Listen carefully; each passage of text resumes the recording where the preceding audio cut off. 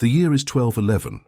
Along the northern frontier of the Jin dynasty, Chinese sentries peer into the darkness beyond the Great Wall. They have heard the rumors, whispers carried by terrified merchants and refugees fleeing southward. Somewhere out there, beyond the grasslands and the mountains, a force unlike anything the world has ever seen is gathering. They call him Temujin, though most know him by another name, Genghis Khan, the universal ruler. For centuries, the Chinese empires had dealt with nomadic raiders from the northern steppes. The Xiongnu, the Turks, the Khitans, all had come, raided, and either been repelled or absorbed into the vast machinery of Chinese civilization. The Great Wall itself stood as a monument to this eternal struggle, a stone barrier between the settled world and the chaos beyond. But what was coming now was different. What approached was not just another tribe seeking plunder. It was an empire in motion, a civilization of warriors who had conquered everything in their path. The Jin dynasty ruled northern China with an iron fist. Descended from the Jurchen people of Manchuria, they had overthrown the Song dynasty decades earlier and controlled a territory of immense wealth and population. Their capital, Jongdu, stood where modern Beijing would later rise. The city was magnificent, with walls 40 feet high and moats that could swallow entire armies. Within those walls lived over 1 million souls, making it one of the largest cities on earth. The Jin emperors commanded an army that numbered, by various accounts, anywhere from 300,000 to over 1 million men, equipped with the finest weapons and armor that Chinese metallurgy could produce. They had every reason to feel secure. Their armies were vast, their fortifications formidable, their civilization ancient and sophisticated. The Mongols, by contrast, were a loose confederation of nomadic tribes recently united under Genghis Khan. Most estimates placed their entire fighting force at around 100,000 warriors at most, with perhaps only 50,000 committed to the invasion of Jin territory. The Chinese looked at these numbers and felt reassured. What could a band of horsemen do against the might of an empire? They would soon learn the answer to that question, and it would reshape the world forever. Genghis Khan had not always been destined for greatness. Born around 1162 as Temujin, his early life was marked by hardship and struggle. His father, a minor chieftain, was poisoned when Temujin was just 9 years old. His family was abandoned by their clan and left to starve on the harsh Mongolian steppe. They survived by hunting marmots and gathering wild plants, living on the edge of existence. Temujin's mother, Holan, held the family together through sheer force of will, teaching her children that survival required both cunning and strength. As Temujin grew to manhood, he began to gather followers. He understood something that would become the foundation of his empire. Loyalty had to be earned through merit, not inherited through blood. Unlike the traditional Mongol tribal structure, where status was determined by family lineage, Temujin promoted men based on their abilities and their devotion to him personally. A talented commoner could rise higher than a lazy nobleman. This meritocracy created a core of fiercely loyal commanders who owed everything to their Khan. By 1206, through a combination of military genius, political cunning, and sheer ruthlessness, Temujin had unified the fractious Mongol tribes under his rule. At a great gathering called a Kurultai, he was proclaimed Genghis Khan, a title that meant something like universal ruler or oceanic Khan, suggesting power as vast as the sea itself. He now controlled the steppe, but the steppe was poor. To the south lay China with its cities of gold, its fields of grain, its workshops producing silk and porcelain and weapons. The wealth of China was legendary, and Genghis Khan intended to have it. But this was not merely a raid for plunder. Genghis Khan had a genuine grievance against the Jin dynasty. In 1210, the Jin emperor had demanded that Genghis Khan submit to him as a vassal, kowtowing in the traditional manner of subordinate rulers. Genghis Khan's response was defiant. He spat toward the south, mounted his horse, and rode away. It was a declaration of war, and both sides knew it. The Jin had also made a crucial diplomatic error. For years, they had manipulated the various steppe tribes, playing them against each other to keep them weak and divided. They had used Mongol soldiers as expendable troops in their own wars, treating them as little more than barbarian cannon fodder. Genghis Khan had not forgotten this humiliation. When he marched south in 1211, he came not just for conquest, but for revenge. The Mongol army that crossed into Jin territory was unlike any force the Chinese had encountered before. These were not the disorganized raiders of the past. Every warrior was a skilled horseman from childhood, able to shoot a bow accurately while riding at full gallop. Each Mongol maintained multiple horses, allowing them to cover vast distances without tiring their mounts. They could survive on remarkably little, drinking mare's milk, eating dried meat, even drinking their horses' blood in emergencies. They were a self-sufficient machine of war, carrying their entire civilization with them. The Mongols' primary weapon was the composite bow, a masterpiece of steppe engineering.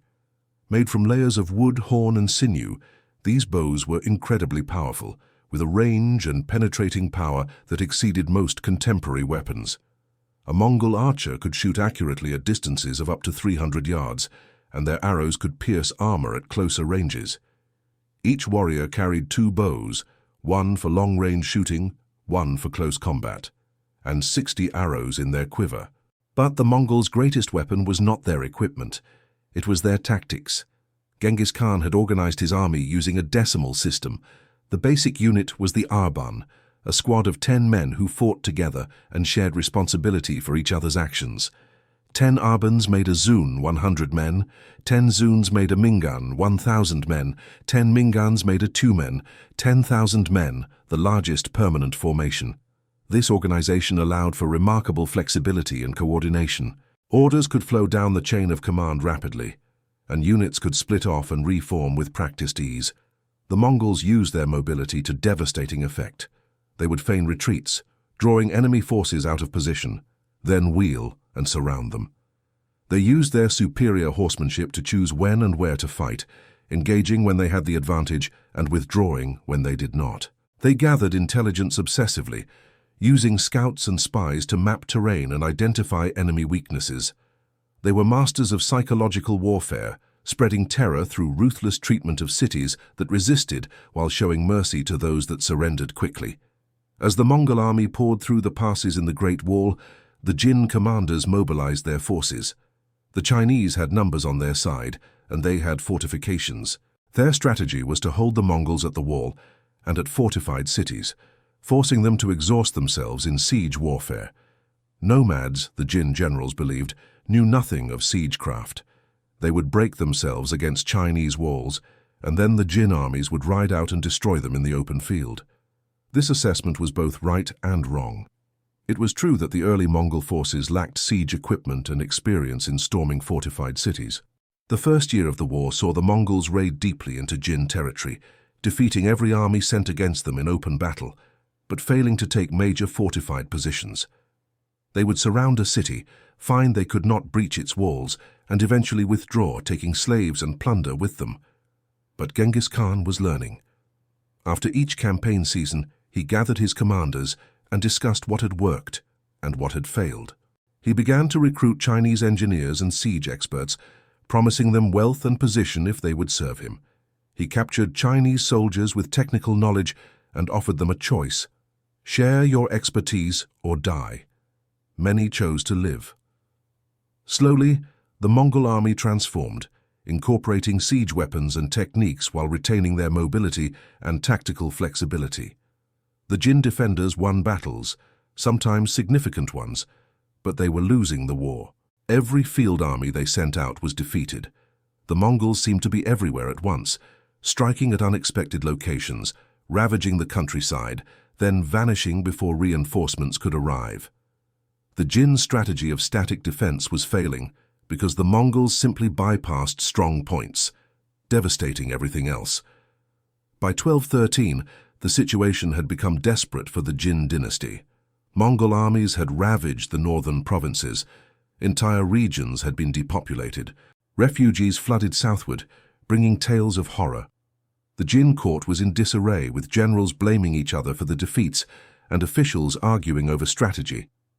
The emperor himself seemed paralyzed, unable to decide on a coherent response.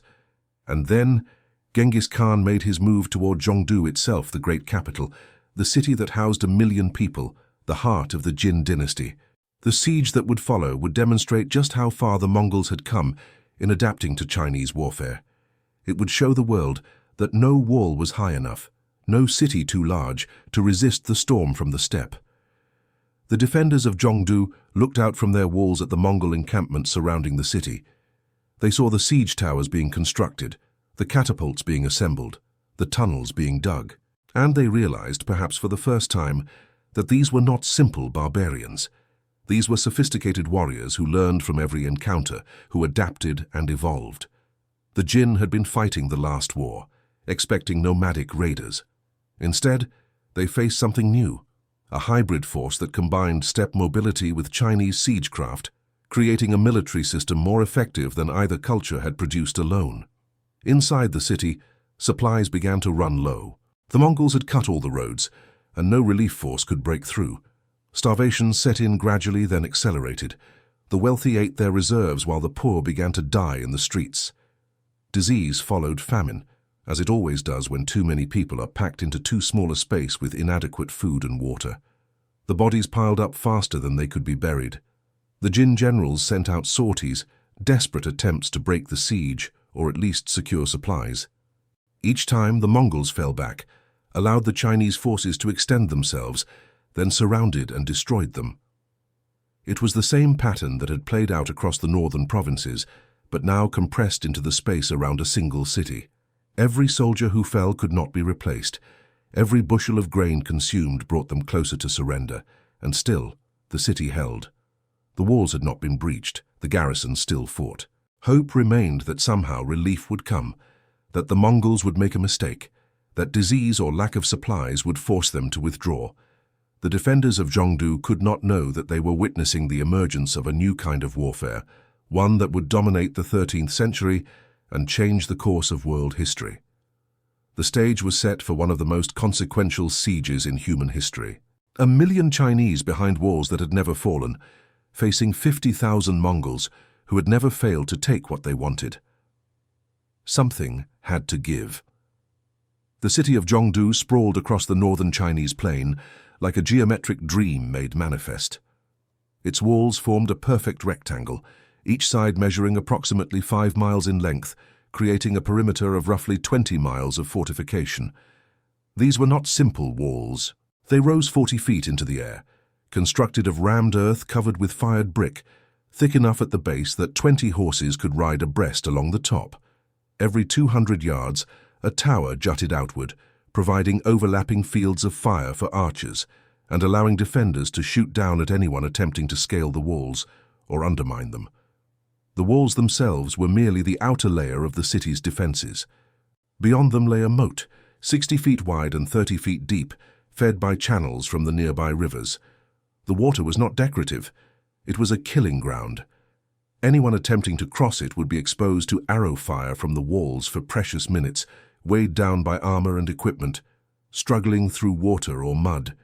Even if attackers managed to drain or bridge the moat, they would then face the walls themselves, and behind those walls waited the garrison. The Jin dynasty had garrisoned Jongdu with what they believed to be sufficient forces to withstand any siege. Contemporary sources vary wildly on the exact numbers, as they always do in medieval warfare, but conservative modern estimates place the garrison at somewhere between 50,000 and 100,000 soldiers. These were not mere militia. The core of the force consisted of professional soldiers, many of them cavalry who had dismounted to serve as infantry during the siege. They were equipped with crossbows, composite bows, swords, spears and armor that ranged from simple leather to elaborate lamella plate for the elite units. The city's defenders had another crucial advantage. The civilian population could be mobilized to support the defense. In a siege, every able-bodied person becomes part of the war effort. Men too old to fight could carry ammunition and supplies. Women could cook, tend the wounded, and manufacture arrows. Even children could serve as runners, carrying messages across the city. A population of over 1 million people represented an enormous reserve of labor, and the Jin commanders intended to use every bit of it. Inside the walls, Jongdu was a world unto itself. The city was divided into distinct districts, each with its own character and function. The imperial city occupied the center, where the emperor's palaces rose in splendid isolation, surrounded by their own walls within the walls. To the south lay the commercial districts, where before the siege, merchants from across Asia had gathered to trade silk, porcelain, tea, spices, and the 1,000 other commodities that flowed through China's markets. The northern districts housed military barracks and government buildings. Residential areas filled the spaces between, a labyrinth of narrow streets and alleyways where ordinary people lived their lives. The siege began in earnest in 1213, though the exact month is debated by historians. What is certain is that by the time Genghis Khan's forces surrounded the city, they had evolved far beyond the simple nomadic raiders that had first crossed into Jin territory.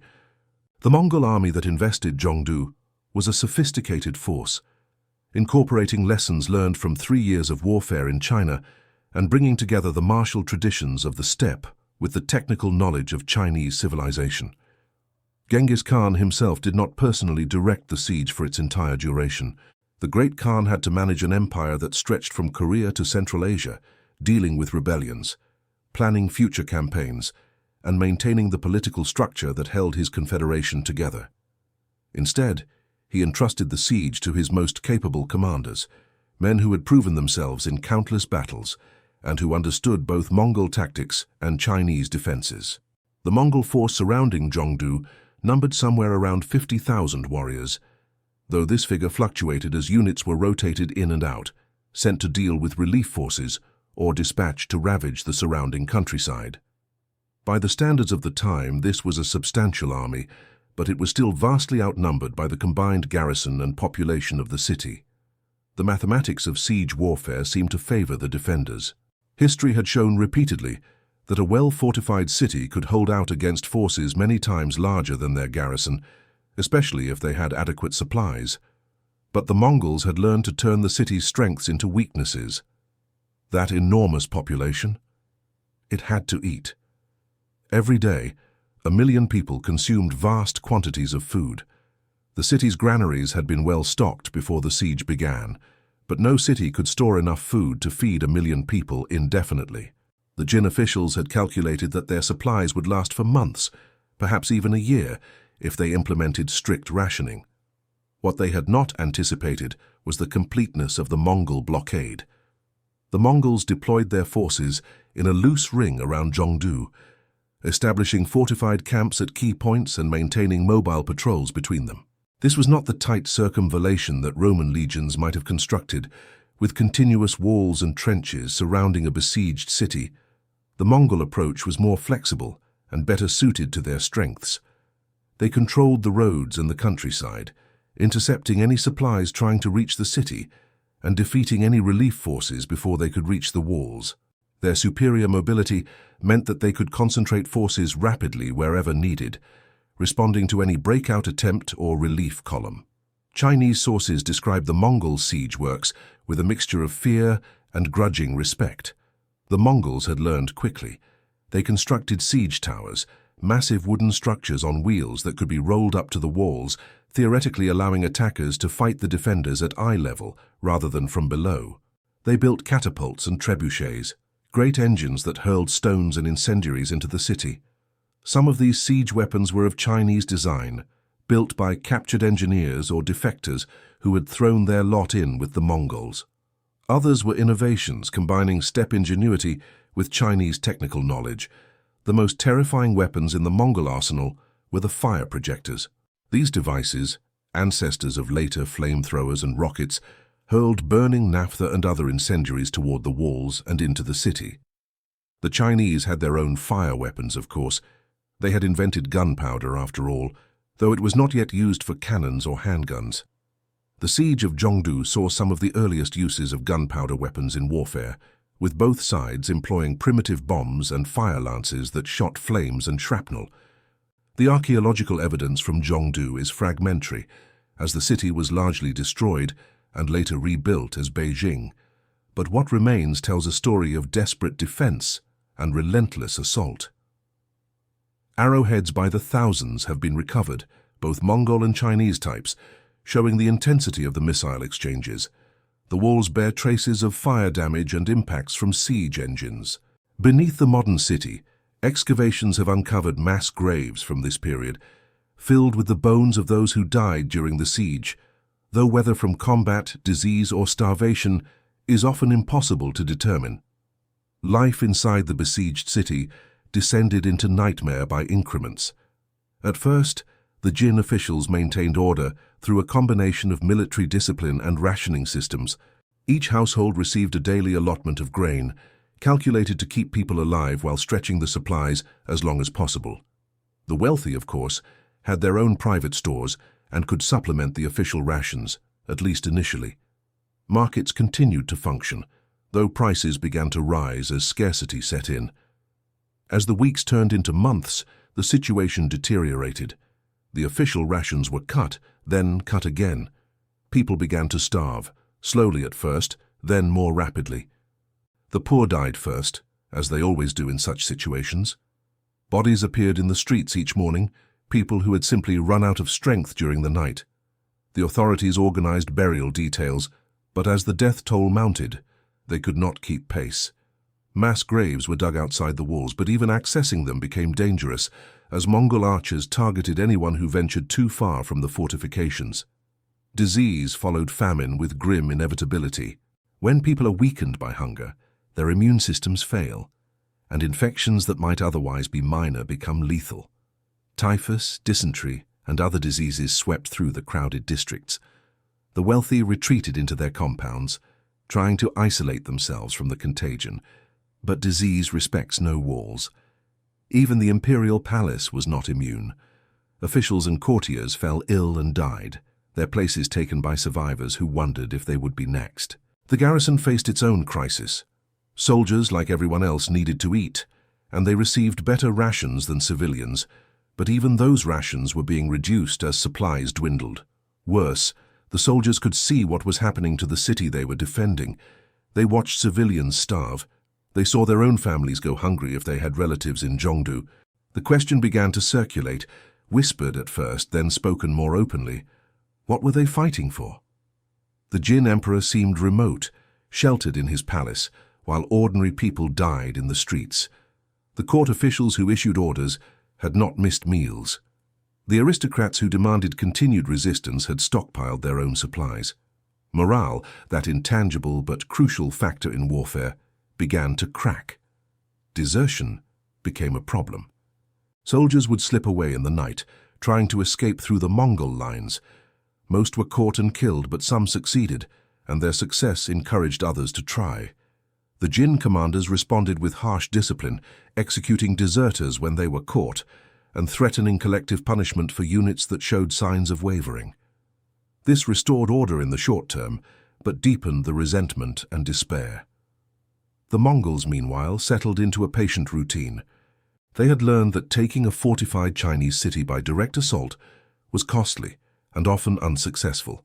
Better to wait, to let hunger and disease do the work for them. They maintained pressure with regular archery exchanges and occasional assaults that probed for weaknesses without committing to a full-scale attack. They rotated their forces, sending units away to rest and bringing in fresh troops, ensuring that the besiegers remained at peak effectiveness while the besieged grew progressively weaker. Genghis Khan had established a simple policy for cities under siege: surrender immediately, and you will be spared, perhaps even welcomed into the Mongol Empire with your property and status intact. Resist, and you will be given one more chance after a breach is made or a significant portion of your forces destroyed. Continue to resist after that, and no mercy will be shown. Every person will be killed or enslaved, every building burned, every treasure seized. It was a brutal calculus, but it was effective. Cities across northern China had faced this choice, and many had chosen to surrender rather than face the alternative. But Jongdu was not just any city.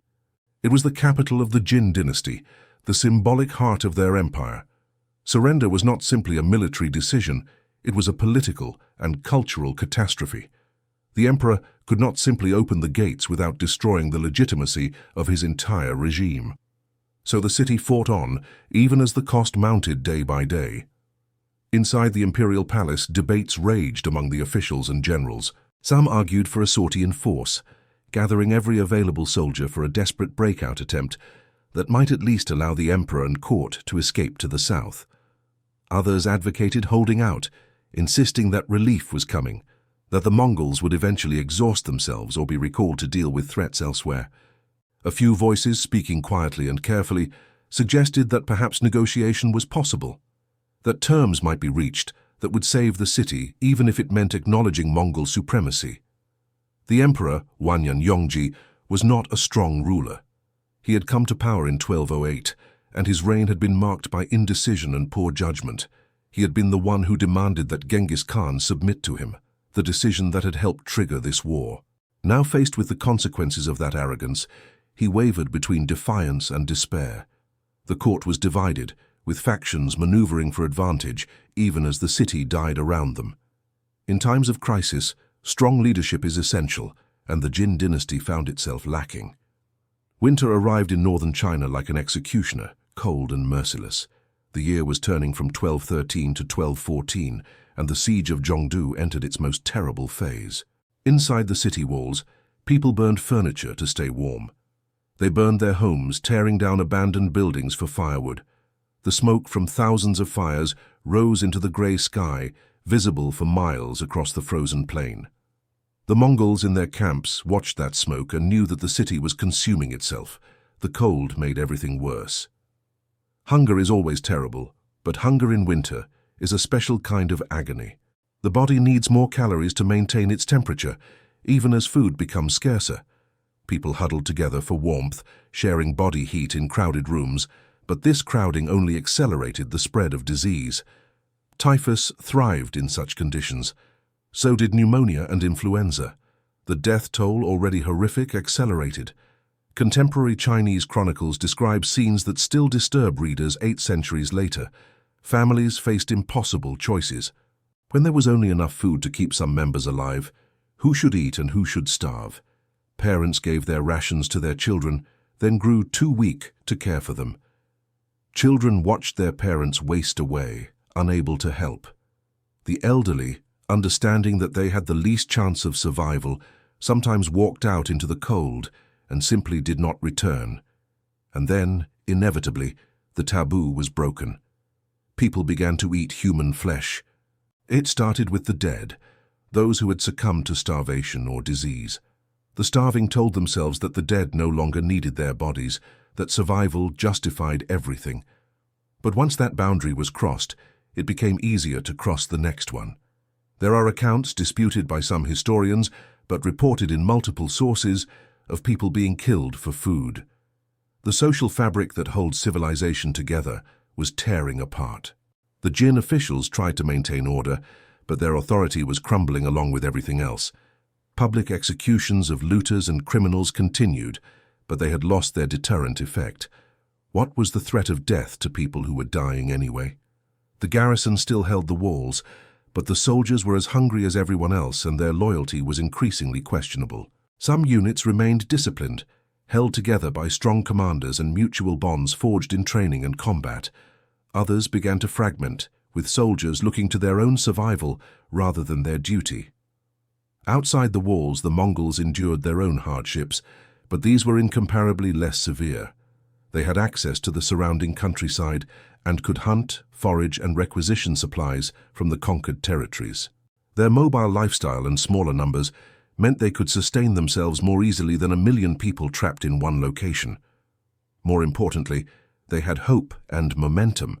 They were winning. Every day that passed weakened their enemies and brought victory closer. Genghis Khan's strategy was proving its effectiveness. He had not needed to sacrifice his warriors in costly assaults against the walls. He simply waited while the city destroyed itself. It was a patient kind of warfare, one that required discipline and confidence, but the Mongols had both. They had learned that time was a weapon, perhaps the most effective weapon in siege warfare when used correctly. The Jin court finally faced reality. The city could not hold out indefinitely. Relief was not coming, or rather relief forces had been attempted and destroyed by Mongol cavalry in the open field before they could reach Jongdu. The supplies were nearly exhausted. The garrison was weakening. The population was dying. Something had to be done and done quickly, or there would be nothing left to save. in the imperial palace, a coup was quietly executed. Emperor Wanyan Yongji, whose incompetence and arrogance had contributed to the disaster, was forced to abdicate. Some sources suggest he was assassinated, others that he took his own life, still others that he was allowed to live in comfortable captivity. The exact circumstances are lost to history, but the result was clear. A new emperor, Wanyan Shun, took the throne with a mandate to save what could be saved, even if that meant negotiating with the Mongols. The decision to negotiate was both pragmatic and deeply humiliating. The Jin dynasty, which had once treated the Mongols as barbarian vassals, would now have to bargain with them as equals, or worse, as supplicants begging for mercy. But pride is a luxury that starving people cannot afford. Envoys were selected, men of sufficient rank to negotiate with authority, but not so highly placed that their failure would destroy the court's remaining credibility. They were given rich gifts to present to Genghis Khan: gold, silver, silk, jade, and other treasures from the imperial vaults. The hope was that Mongol greed could accomplish what Mongol mercy would not. The envoys rode out through the gates of Jongdu under a flag of truce. The Mongol warriors who met them showed the discipline that had become the hallmark of Genghis Khan's army. There was no ambush, no treachery. The envoys were escorted to the Mongol camp and brought before the Khan's representatives. Genghis Khan himself was not present. He was managing other aspects of his growing empire, but his generals had full authority to negotiate on his behalf. The negotiations were brutal in their simplicity. The Mongols demanded an enormous tribute, massive quantities of gold and silver, silk by the ton, thousands of horses, and something even more valuable: people. Specifically, they demanded skilled craftsmen, engineers, artisans, and scholars. The Mongols had learned that conquest was just the beginning. To build and maintain an empire, they needed the technical knowledge that nomadic life did not provide. Chinese expertise in everything from metallurgy to administration would become part of the Mongol system, willingly or not. The Jin negotiators tried to bargain, to reduce the demands, to preserve some dignity in defeat. But they had no leverage. The Mongols could simply continue the siege and take everything anyway.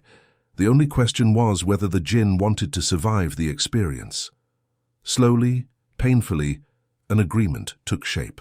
The Jin would pay tribute, massive tribute, and would acknowledge Mongol superiority. In return, the Mongols would lift the siege and withdraw from the immediate vicinity of Jongdu. There was, however, a crucial ambiguity in the agreement, one that would have enormous consequences. The treaty did not explicitly end the war. It was more of a pause, a tactical withdrawal by the Mongols in exchange for immediate payment.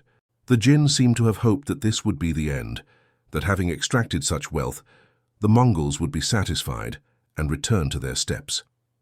The Mongols, for their part, saw it as simply a down payment on the complete conquest that would inevitably follow. When the agreement was finalized in 1214, the gates of Jongdu opened and the tribute began to flow out. Carts laden with treasure formed a train that stretched for miles. Contemporary sources, prone to exaggeration but still indicative of scale, claim that the Mongols received 3,000 bolts of silk, 3,000 horses, 500 young men and women of noble birth to serve as hostages and servants, and gold and silver measured in the tons. Whatever the exact figures, it was clear that the Jin dynasty had bankrupted itself to buy survival. The Mongols kept their word. The siege was lifted. The armies withdrew, not all the way to Mongolia, but far enough that supplies could reach the city again. Food began to flow into Jongdu, first in a trickle, then in increasing quantities as trade routes reopened. The starving population received relief, though for many it came too late. The death toll from the siege would never be precisely known, but estimates suggest that anywhere from 100,000 to 500,000 people died during those terrible months, mostly from starvation and disease rather than combat. The city began the long process of recovery, but the scars went deep. Entire districts had been depopulated. Buildings stood empty, their former residents buried in mass graves or simply vanished. The social bonds that had held the community together had been strained to the breaking point and beyond. Trust had evaporated. People had seen what their neighbors were capable of when survival was at stake, and they would not forget. The Jin court tried to project an image of resilience and recovery. The new emperor issued proclamations declaring that the crisis had passed, that the dynasty would rebuild and return to its former glory. Officials began the work of reconstruction, organizing the clearing of debris, the repair of damaged buildings, the restoration of order. But beneath the surface, everything had changed. The Jin dynasty had suffered a catastrophic blow to its legitimacy. The emperor was supposed to be the son of heaven, ruling by divine mandate. That mandate was supposed to be evident in the prosperity and security of the realm. But the people of northern China had just endured hell, watched their loved ones die, been reduced to eating human flesh to survive. And all of this had happened while the emperor sat behind his palace walls. The philosophical and religious framework that supported imperial authority had been shaken to its foundations. Militarily, the situation was even worse. The Jin had lost not just a city, but an entire generation of soldiers. The garrison that had defended Jongdu was depleted by casualties, disease, and desertion. The field armies that had been defeated trying to relieve the siege were gone, their soldiers dead or scattered. Rebuilding these forces would take years and resources that the Jin no longer possessed. The treasury had been emptied to pay the Mongol tribute. Moreover, the Jin had lost something harder to quantify, but equally important, the aura of invincibility. Before the Mongol invasion, the Jin dynasty had seemed strong, a regional superpower that dominated northern China through military might and bureaucratic efficiency. Now everyone knew they could be brought to their knees. This knowledge spread throughout East Asia. Tributary states began to reconsider their alliances. Regional governors started to think about independence. The whole structure of Jin power was destabilizing. The Mongols, by contrast, had gained everything that the Jin had lost. They had enriched themselves beyond the dreams of steppe nomads, acquiring wealth that would fund further conquests. They had acquired technical experts who would transform their army and administration. They had demonstrated that even the mightiest Chinese fortifications could not stop them. And they had learned invaluable lessons about siege warfare, urban combat, and the administration of conquered territories. Perhaps most importantly, the Mongols had gained psychological dominance. Across China and Central Asia, people now feared the Mongols with a terror that went beyond rational military calculation. Stories spread of cities that had resisted and been utterly annihilated, of populations massacred down to the last infant, of pyramids built from skulls. Some of these stories were true, some exaggerated, some entirely invented, but all served the Mongol purpose. Fear became a weapon that conquered cities before a single arrow was fired. Genghis Khan understood this psychological warfare intuitively. He cultivated terror deliberately, ensuring that stories of Mongol ruthlessness spread far and wide. But he also understood mercy as a weapon. Cities that surrendered immediately were often treated well, their populations protected and their property respected.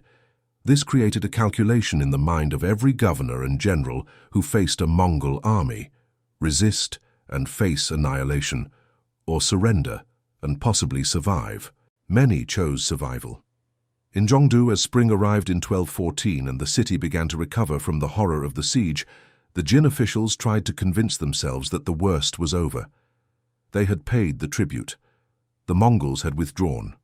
Perhaps now there could be peace, or at least a breathing space to rebuild. They were telling themselves a comforting lie. Genghis Khan had no intention of leaving China unconquered. The tribute from Jongdu had merely whetted his appetite. He now knew exactly how wealthy China was, how sophisticated its civilization, how valuable its territories would be to his empire. He had also learned that Chinese armies, despite their numbers, could be consistently defeated by Mongol tactics and mobility. The equation was simple. China was rich, China was vulnerable, therefore China would be conquered. But empires are not conquered in a day or a year. Genghis Khan was a patient strategist, as well as a brilliant tactician. He would withdraw, allow the Jin to believe they had bought peace, then return when the moment was right. In the meantime, he had other enemies to deal with, other conquests to pursue. The Khwarezmian Empire in Central Asia was making threatening noises, and there were scores to settle in that direction. China could wait a little longer. The Jin dynasty had been granted a reprieve, but it was only temporary. The siege of Jongdu was not the end of the Mongol conquest of China. It was merely the prologue, the opening act that demonstrated what was possible and what was inevitable. The great capital had survived, but it had been broken in the process.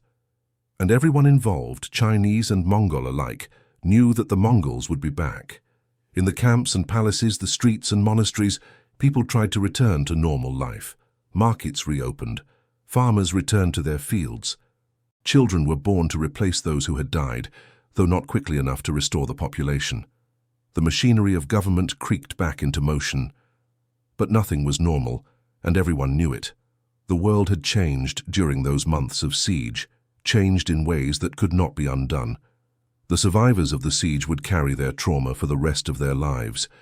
They had seen civilization stripped away, had learned what people become when pushed to the absolute edge of survival. Some were scarred by guilt over what they had done or failed to do. Others were simply hollowed out, going through the motions of life without fully returning to it. And all of them lived with the knowledge that it could happen again, that the walls which had once seemed so impregnable were just stone and brick, and that no wall had ever built that could keep out an enemy as patient and relentless as the Mongols. The Jin court made a decision in 1214 that would seal their dynasty's fate, though they could not have known it at the time. Surrounded by the ruins of their northern territories, facing a depleted treasury and a traumatized population, the emperor and his advisors decided to abandon Jongdu and relocate the capital southward to Kaifeng, a city that lay safely beyond the immediate reach of Mongol cavalry. The reasoning seemed sound. Jongdu, despite having survived the siege, was too exposed, too close to the Mongol-controlled steppes. Every day spent there was a day lived under the shadow of possible return. Kaifeng, by contrast, was protected by the Yellow River and hundreds of miles of territory that the Mongols would have to conquer first. It was also located in a wealthier region, where agriculture was more productive and where the Jin could better access resources to rebuild their military forces. From a purely practical standpoint, the move made sense, but Genghis Khan did not see it as practical. He saw it as betrayal. The treaty that had ended the siege contained no explicit prohibition against relocating the capital, but the Mongols interpreted the move as evidence of bad faith. More importantly, it provided the perfect pretext to resume the war. The great Khan dispatched messengers to his generals in northern China with simple orders: "The Jin have broken faith, return, and finish what we started." The Mongol forces that swept back into northern China in late 1214 were even more formidable than those that had first invaded.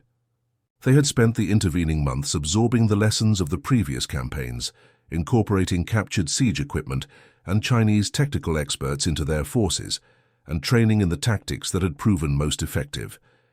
They moved with the confidence of an army that knew it was invincible. Jongdu, now largely abandoned by the imperial government and much of its elite population, found itself besieged once again. But this time, the situation was different. The city's garrison had been weakened by transfers to the south and by the lingering effects of the previous siege. The population was smaller, having never fully recovered from the devastation. And most crucially, there was no hope of relief. The Jin government in Kaifeng was too far away and too concerned with its own security to send armies northward into what everyone recognized as a death trap. The second siege of Jongdu was shorter than the first, but no less terrible. The Mongols, now experienced in siegecraft, approached the task with methodical efficiency. They deployed their siege engines, targeting specific sections of wall to create breaches. They dug mines, tunneling under the fortifications to collapse them from below. They used psychological warfare, hurling diseased corpses over the walls with their catapults, spreading infection and terror in equal measure. The defenders fought with the desperation of men who knew they were doomed. There would be no negotiated surrender this time, no possibility of buying safety with tribute. The Mongols had made it clear that Jongdu would serve as an example, a demonstration of what happened to cities that had the temerity to resist, survive, and then find themselves in Mongol crosshairs again. Every soldier on the walls understood that their choice was to fight and die, or surrender and die. At least fighting offered the possibility of taking enemies with them. The breaches came in the spring of 1215. Multiple sections of wall collapsed simultaneously, the result of both siege engine bombardment and underground mining. Mongol warriors poured through the gaps like water through a broken dam. What followed was not a battle but a massacre. The garrison, already weakened and demoralized, could not mount an effective defense against the flood of attackers. Some units fought to the last man, selling their lives dearly in the narrow streets. Others threw down their weapons and begged for mercy that rarely came. The sack of Jongdu was systematic and thorough. The Mongols had refined the process of urban conquest through years of practice across Asia. First came the killing, the elimination of any remaining military resistance, and the execution of officials and nobles who might organize future opposition. Then came the sorting, the separation of useful captives from useless mouths to feed. Skilled craftsmen, young women and children were gathered and marked for slavery or incorporation into the Mongol system. Those who had no particular value were often killed, though some sources suggest that many were simply driven out of the city to fend for themselves in a countryside already devastated by years of war. Finally came the looting. Every building was searched, every hiding place explored, every buried treasure unearthed. The Mongols were thorough in their acquisition of wealth, stripping the city of everything valuable that could be carried away. Gold and silver, silk and jade, weapons and armor, books and artworks, all of it was systematically collected and divided according to the careful system of distribution that Genghis Khan had established to prevent disputes among his warriors. And then came the fire. Chinese historical records state that Jongdu burned for more than a month after its fall. Whether this was deliberate policy or simply the inevitable result of conquest, fire consumed the great city. Wooden buildings ignited first, but even stone and brick structures were not immune. The heat grew so intense that it cracked stone and melted metal. The smoke could be seen for 100 miles, a vast black column that marked the death of one of the world's greatest cities. Contemporary accounts describe the aftermath in apocalyptic terms. One Chinese official who visited the ruins months later wrote that the bones of the dead lay so thick on the ground that it was impossible to walk without stepping on them. The city, which had housed over 1 million people at its peak, was reduced to a ghost town inhabited only by scavengers and the occasional desperate survivor. The great palaces where emperors had ruled were now hollow shells, their roofs collapsed, their treasures looted, their grandeur reduced to charred rubble. The fall of Jongdu sent shockwaves throughout East Asia. This was not some minor border town or provincial city. This was the Jin dynasty's capital, one of the largest and most important cities in the world. Its destruction demonstrated conclusively that no Chinese city, no matter how large or well defended, was safe from the Mongols. The psychological impact was devastating. City after city across northern China calculated the odds and decided that resistance was futile. Many simply opened their gates when Mongol armies appeared, hoping for mercy. The Jin dynasty, now ruling from Kaifeng, tried desperately to stabilize the situation. They raised new armies, built new fortifications, and attempted to organize a coordinated defense of their remaining territories. But they were fighting a losing battle, and everyone knew it. The Mongols had superior mobility, superior tactics, and momentum. Every defeat suffered by the Jin made the next defeat more likely, as soldiers lost faith in their commanders and their cause. Genghis Khan himself turned his attention westward during this period, launching the massive campaign against the Khwarezmian Empire that would carry Mongol armies to the shores of the Mediterranean and into the heart of the Islamic world. But he left capable generals in China with clear instructions: complete the conquest, but do it methodically, preserving useful infrastructure and population while destroying only what resisted. The Mongols were learning to be administrators as well as conquerors, understanding that a destroyed province yielded no taxes and a dead population performed no labor. The conquest of the Jin dynasty would take another 2 decades to complete, extending well beyond Genghis Khan's death in 1227. The Jin proved remarkably resilient despite their defeats, managing to maintain a rump state in southern territories, even as the north fell completely under Mongol control. They formed alliances with the southern Song dynasty, hoping that Chinese solidarity might check the Mongol advance. It was a futile hope. The Mongols simply expanded their conquest, to include the Song territories as well, demonstrating that China's traditional political divisions meant nothing to them. But if we're examining the turning point, the moment when the fate of the Jin dynasty was sealed, we must look back to those terrible months between 1213 and 1215, when Jongdu endured siege, relief, and final destruction. That sequence of events demonstrated both the method and the inevitability of Mongol conquest. No amount of soldiers, no height of walls, no depth of cultural sophistication could prevent a determined Mongol army from taking what it wanted. The only variables were how long it would take and how much it would cost. The broader implications of Jongdu's fall extended far beyond the Jin dynasty. The Mongol conquest of northern China provided the resource base for further expansion. Chinese agricultural surplus fed Mongol armies. Chinese craftsmen built their siege engines. Chinese administrators helped organize their empire. Chinese soldiers, absorbed into Mongol forces through a combination of recruitment and conscription, swelled their ranks and provided expertise in forms of warfare unfamiliar to steppe nomads. The conquest also established patterns that would repeat across Eurasia over the next several decades. The Mongol method, mobile warfare in the field combined with patient siege warfare against fortifications, terror used strategically to encourage surrender, and systematic exploitation of conquered territories, proved effective from China to Hungary, from Korea to Poland. The siege of Jongdu was a laboratory where these methods were developed and refined. In the ruins of the great city, nature began the slow process of reclamation. Grass grew through the broken streets. Trees took root in the rubble of collapsed buildings. Animals returned, finding shelter in the shells of what had once been homes and palaces. The bones of the dead were eventually buried by wind-blown soil and accumulating debris. Within a generation, Jongdu was a memory, its physical traces disappearing beneath the earth. But the location was too strategically important to remain abandoned forever. Eventually, the Mongols, by then ruling China as the Yuan dynasty, would rebuild on the site, creating a new capital called Khan Balik, the city of the Khan. This would evolve over centuries into Beijing, the great city that stands there today. If you walk through modern Beijing, you are walking over the bones of Jongdu, over the ruins of the city that resisted the Mongol storm and paid the ultimate price. The Jin dynasty limped on for another 2 decades after the fall of their capital, a walking corpse that refused to acknowledge its own death.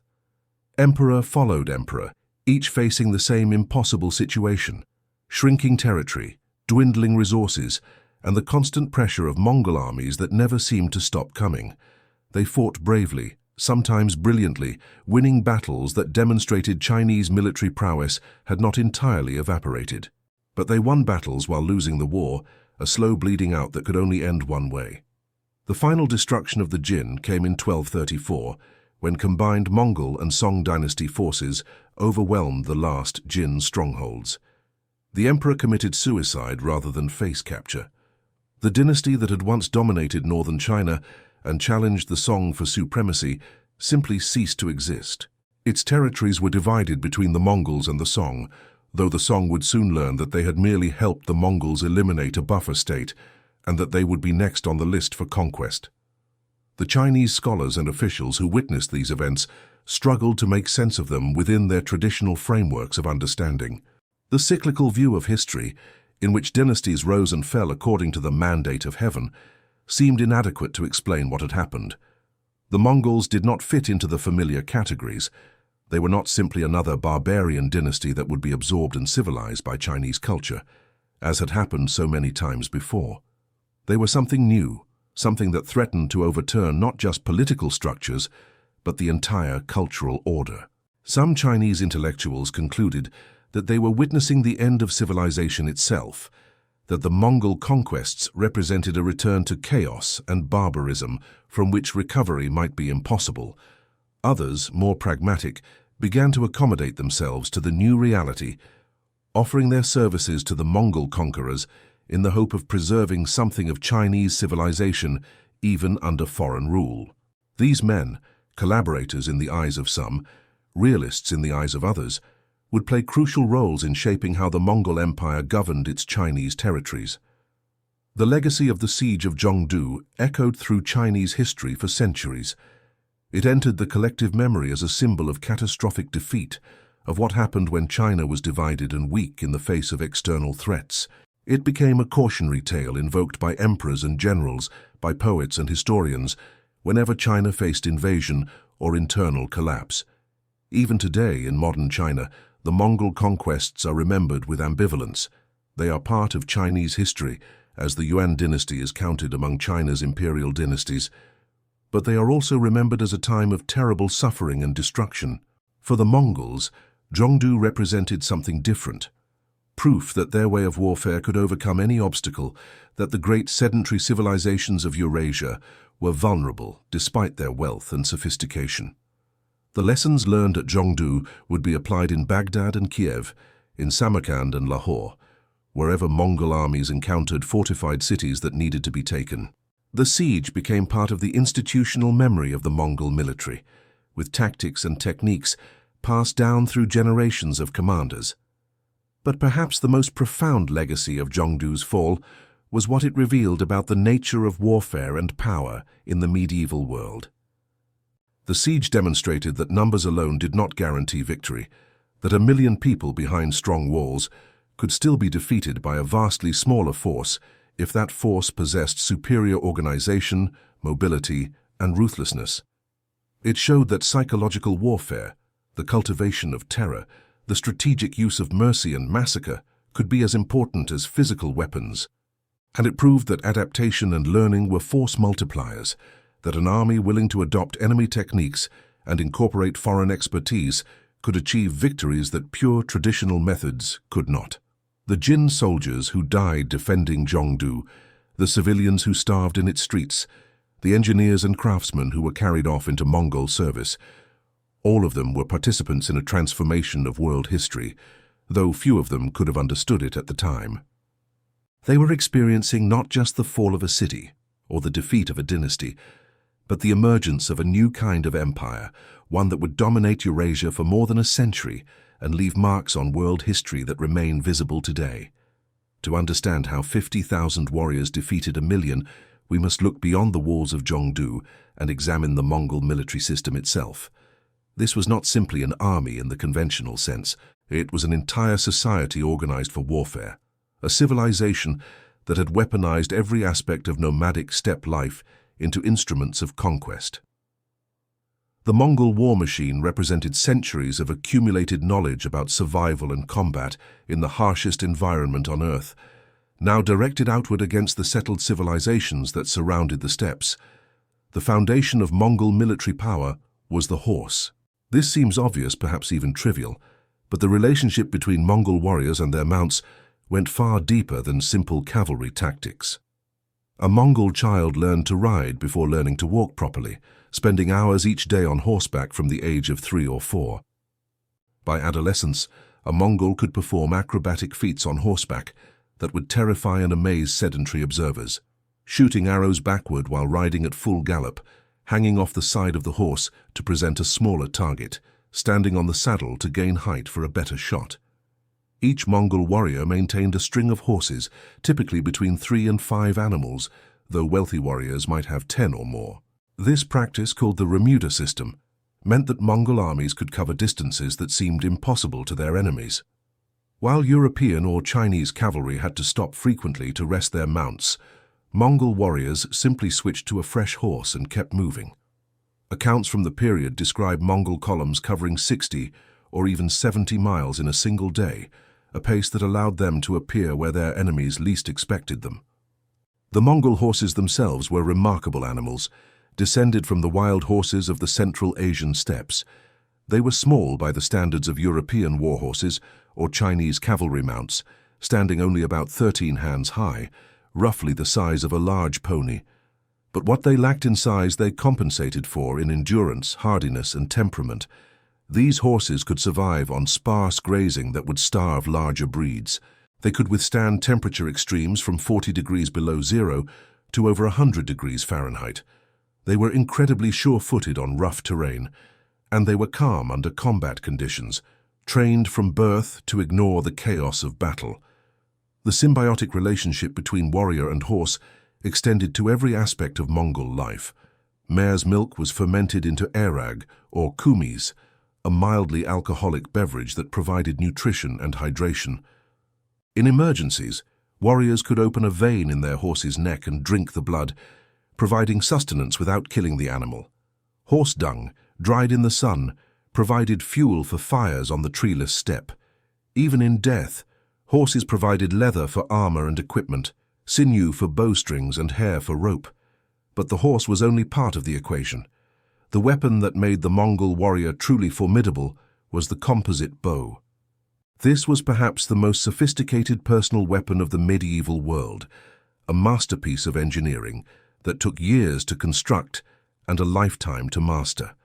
The bow consisted of layers of wood, horn, and sinew, each material contributing specific properties. The wood core provided flexibility and resilience. The horn on the belly of the bow, compressed when the bow was drawn, stored energy like a spring. The sinew on the back, stretched when the bow was drawn, added tensile strength. Creating a composite bow required patience and expertise. The materials had to be carefully selected and prepared. The layers had to be glued together with precise amounts of adhesive made from fish swim bladders or animal hides. The assembled bow then had to cure for months or even years, slowly developing its characteristic recurved shape as the different materials bonded and matured.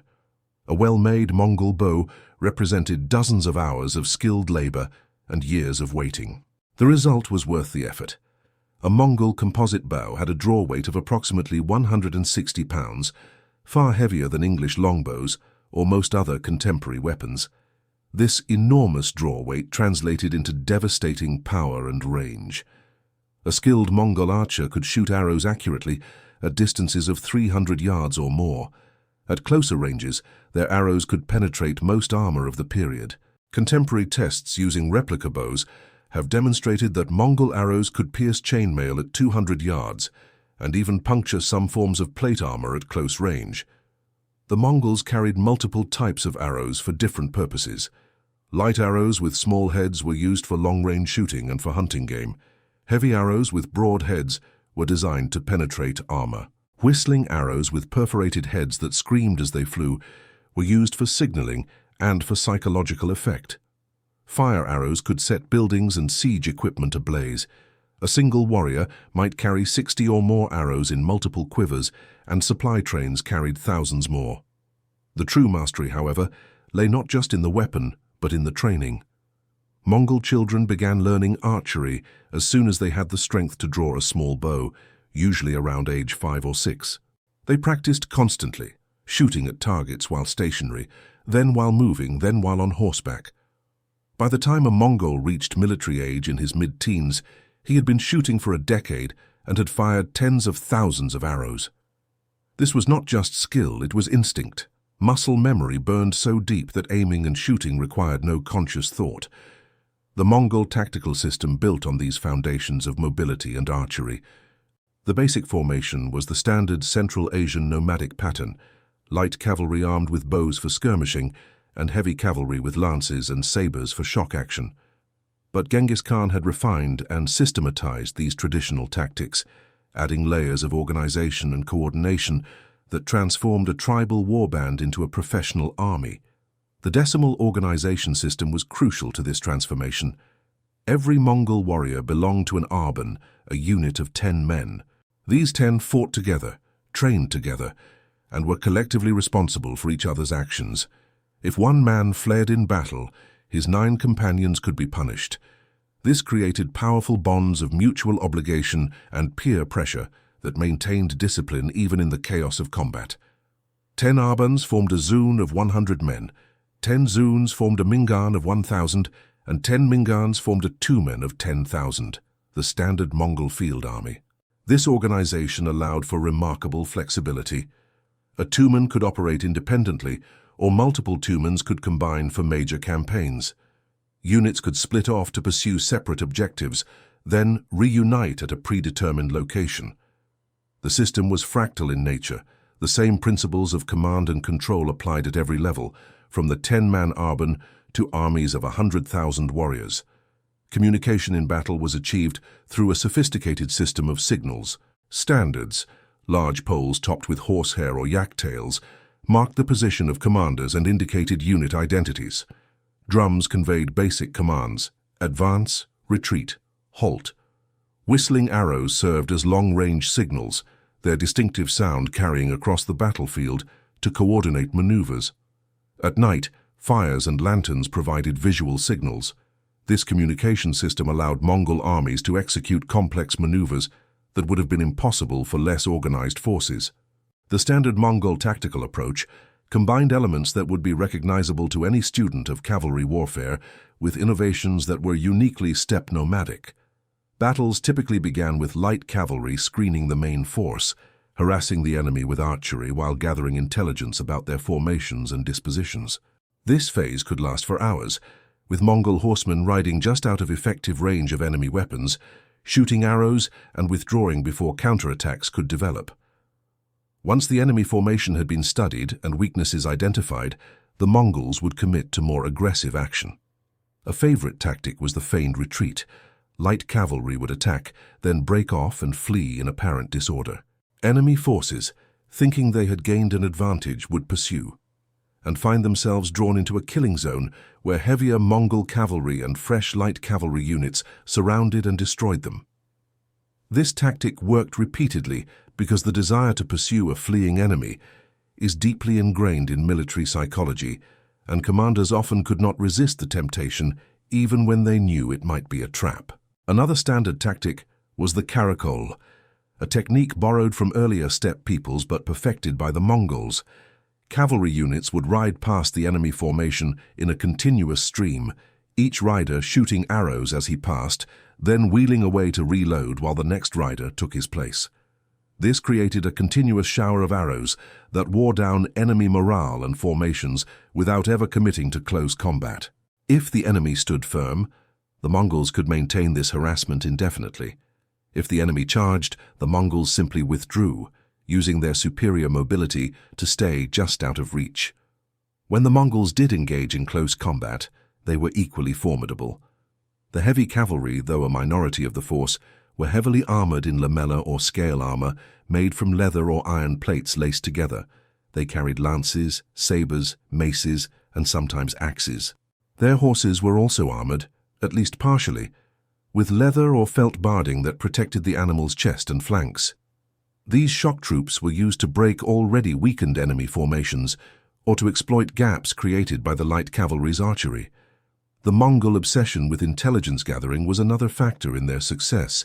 Before every campaign, and often before individual battles, Mongol commanders collected detailed information about their enemies. Scouts ranged far ahead of the main force, mapping terrain, locating water sources, and observing enemy movements. Spies and informants were recruited or coerced from local populations, providing information about enemy numbers, dispositions, morale, and leadership. Merchants were interrogated, prisoners were questioned, and defectors were welcomed and exploited for their knowledge. This intelligence was then used to plan campaigns with remarkable sophistication. Mongol armies rarely stumbled into battles. They created them, choosing the time and place of engagement to maximize their advantages. If a position was unfavorable, they withdrew and waited for a better opportunity. If the enemy was stronger than expected, they avoided direct confrontation and instead used their mobility to attack supply lines and vulnerable targets. The Mongols were willing to trade space for time, withdrawing across vast distances if necessary, knowing that they could move faster than their pursuers and could turn on them when conditions were right. Logistics were handled through a combination of self-sufficiency and systematic exploitation of conquered territories. Each warrior was responsible for his own equipment and mounts, reducing the baggage train that European or Chinese armies required. The Mongols could live off the land more effectively than settled armies, hunting game and requisitioning supplies from local populations. When operating in hostile territory, they established systems of postal stations and supply depots, using conscripted labor to maintain these facilities and ensure that armies could be supported even on extended campaigns far from their home territories. The postal system, known as the yam, deserves special mention. This network of stations, spaced roughly 25 miles apart, allowed messages to travel across the Mongol Empire at speeds that would not be matched until the invention of the telegraph.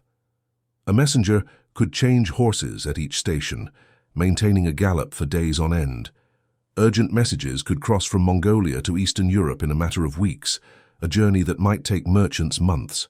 This communication network gave Mongol commanders strategic awareness that was unprecedented in the medieval world. Training and discipline maintained the army's effectiveness. Mongol warriors participated in large-scale hunts that doubled as military exercises. These hunts, called nergj, involved thousands of men surrounding vast areas of territory and gradually closing the ring, driving all game toward the center. The skills required: coordination across large distances, maintaining formation while moving through difficult terrain, responding to signals, were exactly the skills needed in warfare. The hunts also provided meat and hides while reinforcing unit cohesion and practicing tactical maneuvers. Discipline was enforced brutally. Cowardice, insubordination, or failure to perform assigned duties could result in immediate execution. But discipline was also maintained through positive incentives. Mongol warriors received shares of plunder based on their rank and performance, creating a direct link between military success and personal enrichment. Promotion was based on merit rather than birth, allowing talented warriors to rise through the ranks. This meritocratic system created intense loyalty to successful commanders and to the Khan himself, who was seen as the source of opportunity and reward. The Mongol approach to siege warfare evolved significantly during the conquest of China. Initially, the Mongols were frustrated by fortified cities, lacking both the equipment and the expertise to breach strong walls. But they learned quickly, adopting Chinese siege engines and techniques while adding their own innovations. They recruited Chinese and later Muslim engineers, offering them wealth and status in exchange for their knowledge. They captured siege equipment intact when possible and copied its design. They experimented with different approaches, keeping what worked and discarding what did not. By the time of the Jongdu siege, Mongol armies could deploy catapults and trebuchets, siege towers and battering rams, mines and countermines. They combined these siege weapons with their traditional mobile tactics, using cavalry to isolate besieged cities and defeat relief forces while siege specialists worked on the fortifications. This hybrid approach proved devastatingly effective, allowing the Mongols to conquer fortified cities that had resisted siege for centuries. The psychological dimension of Mongol warfare was equally important as the physical. The Mongols understood that terror was a weapon that could win battles before they were fought. Their policy toward conquered cities was calculated to spread fear: surrender immediately and you may be spared, resist and face annihilation. They made examples of cities that defied them, massacring populations and leaving the ruins as warnings to others. They also used propaganda, spreading stories of their invincibility and ruthlessness, stories that often grew in the telling until the Mongol reputation exceeded even their formidable reality. But the Mongols also understood that terror alone was insufficient. They offered incentives for cooperation. Artisans and skilled workers were valuable and usually spared. Cities that surrendered voluntarily often retained significant autonomy. Capable administrators who switched sides could prosper under Mongol rule. This combination of threat and opportunity, the carrot and the stick, convinced many people that resistance was both hopeless and unnecessary. The Mongol war machine was not invincible. They suffered defeats, particularly in terrain that negated their mobility advantages. Dense forests, mountainous regions, or areas with extensive fortifications and small fields that limited cavalry operations. They struggled in tropical climates where their horses sickened and died. Naval warfare was largely beyond their capabilities, though they attempted to develop naval forces with mixed success. And they were ultimately limited by numbers. Even at their peak, the Mongol population was relatively small, and they could not absorb casualties indefinitely. But within the operational parameters of medieval Central Asian warfare, particularly on the open steppes and across the plains and valleys where much of the fighting took place, the Mongol military system was the most effective force of its era. It combined mobility, firepower, organization, intelligence, and ruthless pragmatism in a package that could consistently defeat larger armies and overcome formidable defenses. The siege of Jongdu was not an anomaly, but a demonstration of capabilities that the Mongols would display repeatedly across Eurasia over the course of the 13th century. The conquest of northern China transformed the Mongol Empire in ways that Genghis Khan himself may not have fully anticipated. When the ragged survivors of Jongdu stumbled out of the ruins of their city in 1215, they entered a world that was fundamentally different from the one they had known. The Mongols had not simply conquered territory, they had absorbed a civilization, and in doing so they began a process of transformation that would reshape both conqueror and conquered. The immediate aftermath of the conquest was catastrophic for the Chinese population. Modern historians, working with fragmentary records and archaeological evidence, estimate that the population of northern China declined by tens of millions during the Mongol conquest. Some died in the fighting, cut down in battles, or massacred after sieges. Others starved as agricultural systems collapsed under the strain of constant warfare. Disease claimed millions more, spreading through populations weakened by malnutrition and trauma. And many simply disappeared, absorbed into slavery, driven into exile, or scattered into regions where no records tracked their fate. The scale of this demographic catastrophe is difficult to comprehend. Entire provinces were depopulated. Cities that had housed hundreds of thousands were reduced to ruins inhabited by a few thousand survivors. Agricultural regions that had supported dense populations reverted to grassland as there were no longer enough people to maintain the irrigation systems and field boundaries. Chinese scholars writing in the aftermath of the conquest described traveling for days through landscapes that had once been thoroughly cultivated, but now showed little evidence of human habitation beyond abandoned villages and overgrown fields. Yet this destruction was not random or purposeless from the Mongol perspective. The transformation of agricultural land into pasture suited their economic system perfectly. The Mongol economy was based on pastoralism, herding horses, sheep, cattle, and goats across vast grasslands. The sedentary agricultural civilization of China, with its emphasis on intensive cultivation of grain crops, was alien to them. In the early years of conquest, many Mongol commanders saw northern China primarily as potential pasture land, and they acted accordingly, driving off or killing farming populations to make room for their herds. This policy of systematic depopulation was advocated by some of Genghis Khan's advisors. The argument was simple. China was too populous to be effectively controlled, and Chinese civilization was sophisticated enough to pose a constant threat of rebellion and resistance. Better to eliminate the population and convert the land to pasture, creating an extension of the Mongolian steppe that could support the Mongol way of life. It was a vision of conquest as ecological transformation, replacing one form of land use with another. But not everyone in the Mongol leadership agreed with this approach. A Khitan advisor named Yelu Chukai, who served Genghis Khan and his successors, argued passionately against the policy of depopulation. Yelu Chukai was himself from a conquered people. The Khitans had once ruled northern China as the Liao dynasty before being overthrown by the Jin. And he understood both steppe and Chinese culture. He presented Genghis Khan with a compelling argument. China could be far more valuable as a tax base than as pasture land. The numbers were persuasive. Yelu Chukai calculated that if Chinese agriculture and commerce were allowed to recover under Mongol rule, the taxes generated would dwarf anything the Mongols could obtain through pastoralism. A single prosperous Chinese province could yield more revenue than all the herds on the Mongolian steppe. But capturing this wealth required maintaining the population, protecting the agricultural infrastructure, and establishing a system of administration that could collect taxes without crushing the economy through excessive extraction. Genghis Khan, for all his reputation as a destroyer, was fundamentally pragmatic. He was interested in power and wealth, not destruction for its own sake. When Yelu Chukai demonstrated that preserving Chinese civilization would be more profitable than obliterating it, the great Khan listened. A new policy emerged. Chinese territories would be governed, not merely exploited. The population would be protected, at least to the extent necessary to maintain productivity. And Chinese administrative systems would be adapted to serve Mongol rule rather than being entirely replaced.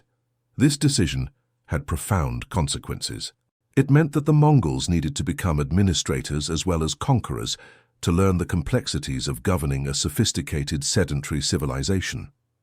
They needed tax collectors and judges, engineers and accountants, scribes and officials. The Mongols themselves lacked these skills. Literacy was rare among steppe nomads, and the complexities of Chinese bureaucracy were entirely foreign to them. So they recruited from the conquered populations, offering positions and privileges to Chinese, Khitans, Jurchens and others who would serve the new regime. This created a complex multi-ethnic administration. Mongols occupied the highest military and political positions, exercising ultimate authority. But below them, a diverse array of conquered peoples filled essential administrative roles. Chinese officials who had served the Jin dynasty found themselves working for Mongol governors. Khitan and Jurchen administrators, members of formerly dominant groups now reduced to subject status, maintained their positions by proving their usefulness. Muslim merchants and administrators from Central Asia brought financial expertise and trade connections. This cosmopolitan bureaucracy was held together by personal loyalty to Mongol commanders and by the ruthlessly enforced understanding that the penalty for betrayal was death. The Mongol legal code, the Yasa, was imposed across the conquered territories, though with significant local variations. The Yasa was reportedly established by Genghis Khan himself, though no complete written version survives, and historians debate its exact provisions. What is clear is that it embodied certain consistent principles: absolute loyalty to the Khan, harsh punishment for crimes, religious tolerance, and meritocratic advancement. Theft was punished by death. Adultery was punished by death. Betrayal was punished by death and often by the execution of the traitor's entire family. The Yasa was brutal, but it was also predictable, and in the aftermath of the chaos of conquest, that predictability had value. Religious tolerance was one of the more surprising features of Mongol rule. The Mongols themselves practiced a form of shamanism, believing in a supreme sky god called Tengri, and in the spiritual power of natural features and ancestors. But they showed remarkable openness to other religions, protecting Buddhist monasteries, Christian churches, Muslim mosques, and Taoist temples across their empire. This tolerance was partly pragmatic. Religious conflict was destabilizing and unprofitable, but it also reflected a genuine uncertainty about which supernatural forces might have power. The Mongols hedged their spiritual bets, honoring many gods in the hope that at least some of them would provide protection and favor. The economic integration of conquered China into the Mongol Empire created new patterns of trade and cultural exchange. The Mongols established and protected trade routes across Eurasia, creating what historians sometimes call the Pax Mongolica, the Mongol Peace. Merchants could travel from China to Persia, from Russia to India, with relative safety under Mongol protection. This trade enriched the Mongol leadership through taxation and customs duties, but it also facilitated the movement of ideas, technologies, and diseases across unprecedented distances.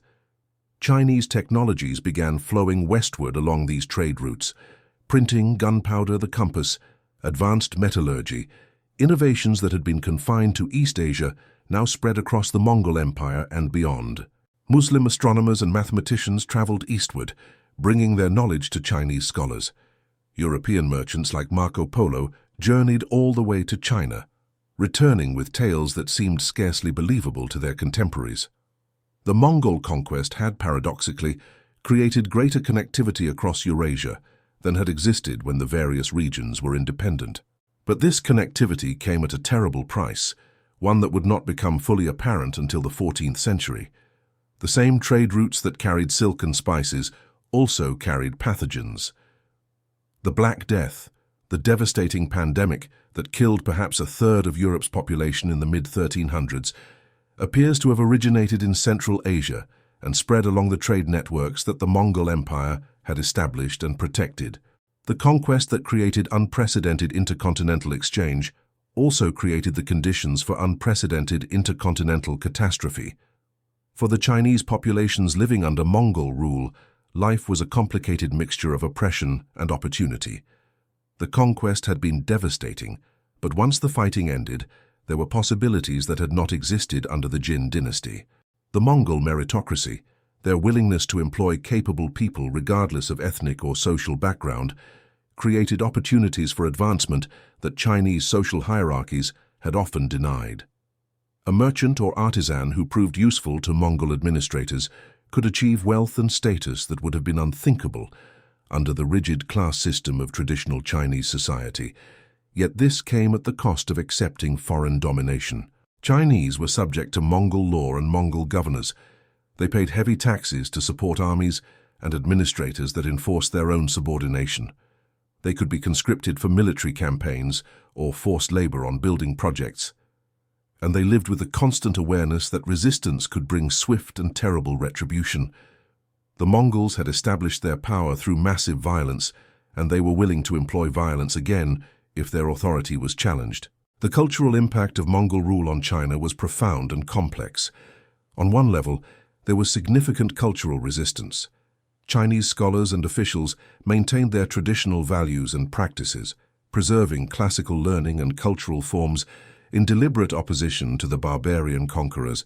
Chinese histories written during and after the Mongol period emphasized the cruelty and destructiveness of the conquest, portraying the Mongols as a scourge sent to punish Chinese sins or as a temporary disaster to be endured until the natural order reasserted itself.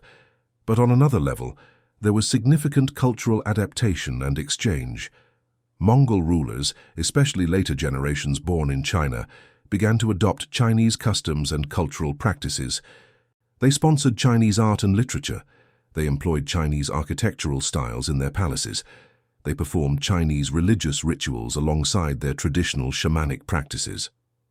The Yuan dynasty, as Mongol rule in China came to be known after Kublai Khan formally established it in 1271, was a hybrid regime that combined Mongol military power with Chinese administrative sophistication and cultural legitimacy. The military lessons of the Mongol conquest were absorbed by Chinese commanders and strategists. Chinese armies began to emphasize cavalry more heavily, attempting to match Mongol mobility. They adopted some Mongol tactical innovations and organizational principles. They improved their siege warfare capabilities by studying Mongol methods. The Ming dynasty, which would eventually overthrow the Mongols in the 14th century, built its military power partly through careful study of Mongol warfare and deliberate efforts to counter Mongol advantages. The psychological and cultural trauma of the conquest persisted for generations. Chinese who had lived through the sieges and massacres carried those memories to their graves, passing them to their children and grandchildren through stories that became part of family and regional lore. The ruins of destroyed cities served as physical reminders of what had happened. The demographic collapse meant that for decades there were simply fewer Chinese, and the loss of those millions represented not just individual tragedies, but the loss of knowledge, skills, and cultural continuity. In Mongolia itself, the conquest of China created profound changes. The influx of Chinese wealth transformed Mongol society. Warriors who had lived in felt tents became rulers of palaces. Tribal chieftains became administrators of provinces. The traditional Mongol lifestyle of seasonal migration following herds became increasingly difficult to maintain for the elite, who found themselves tied to administrative centers and court life. Mongol culture did not disappear, but it evolved, incorporating elements from the civilizations they had conquered. Genghis Khan died in 1227 while campaigning against the Tangut Western Xia kingdom. The exact circumstances of his death are disputed. Some sources claim he died from injuries sustained in a fall from his horse, others suggest illness, and some later accounts involve more dramatic scenarios. What is certain is that his death marked the end of an era, though not the end of Mongol expansion. His successors would continue the conquests, eventually creating the largest contiguous land empire in human history, stretching from Korea to Hungary, from Siberia to Vietnam. The empire that Genghis Khan built did not long survive as a unified entity. Within a few decades of his death, it fragmented into separate khanates that increasingly operated independently and sometimes fought each other. The Golden Horde ruled Russia and the Western steppes. The Ilkhanate controlled Persia and the Middle East. The Chagatai Khanate dominated Central Asia, and the Yuan dynasty ruled China and Mongolia. These successor states retained nominal allegiance to the Great Khan, but real power was divided. Yet even in fragmentation, the Mongol impact persisted. The administrative systems they established, the trade networks they protected, the cultural exchanges they facilitated, all of these continued to shape Eurasia long after Mongol political power declined. Languages borrowed Mongol words, legal systems incorporated elements of Mongol law. Military organizations copied Mongol tactics. The conquest had been traumatic, but it had also been transformative, creating connections and exchanges that would not be undone even after the Mongols themselves faded from power. For the survivors of Jongdu and the millions of other Chinese who lived through the conquest, the question was ultimately about adaptation and survival. How did you maintain your identity and dignity while living under foreign domination? How did you preserve your culture when the political system that had supported it was destroyed? How did you feed your family when the economy was in ruins? How did you rebuild when everything familiar had been torn down? The answers were as varied as the individuals who faced these questions. Some resisted, maintaining cultural traditions in defiance of foreign rule. Some collaborated, finding ways to profit from service to the new regime. Most simply tried to survive, navigating between resistance and collaboration, preserving what they could while adapting to new realities. There were no easy choices, no simple moral categories. Everyone was complicit and everyone was a victim. That perhaps is the truest legacy of conquest, the complexity and compromise required to endure catastrophe and continue living. The siege of Jongdu and the broader Mongol conquest of China did not end when the fighting stopped. The consequences rippled outward through time and space, shaping not just East Asia, but the entire course of world history. To understand the full impact of those 50,000 Mongol warriors defeating China's million, we must look beyond the immediate aftermath and examine how the conquest influenced military thought, political organization, cultural exchange, and historical memory across the centuries that followed. The most immediate legacy was military.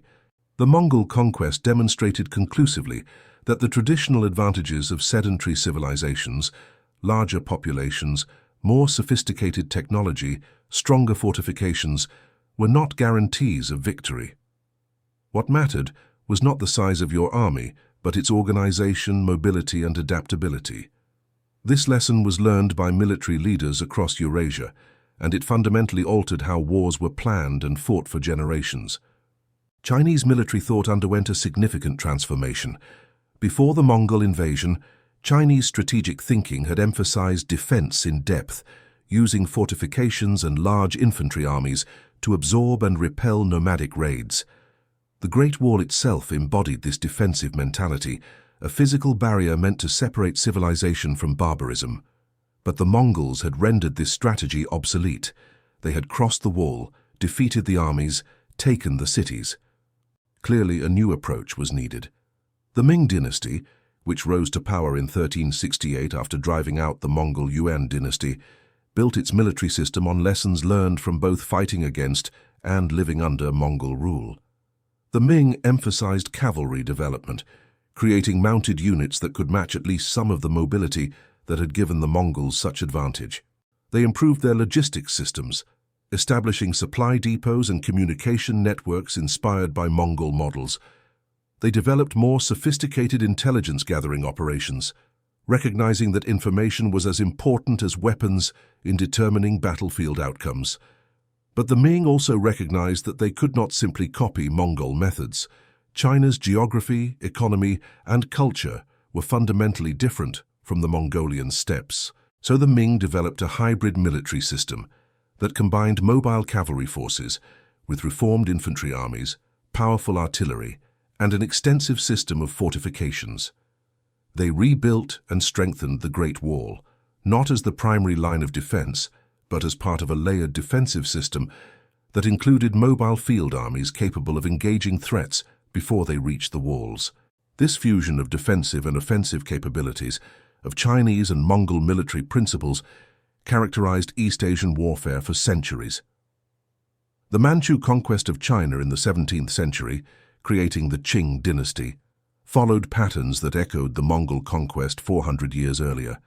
The Manchus were another steppe people who combined nomadic cavalry tactics with Chinese administrative sophistication to overcome Ming resistance. The parallels were not lost on Chinese scholars, who saw history repeating itself with depressing familiarity. In the Islamic world, the Mongol conquest had equally profound effects. When Mongol armies swept into Persia, Iraq, and Syria in the 13th century, they brought with them the tactical and organizational lessons learned in China.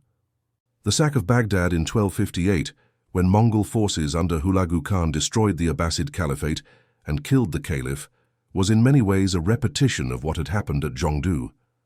The same combination of mobile warfare, siegecraft, and ruthless determination that had overcome Chinese resistance now shattered one of the greatest centers of Islamic civilization.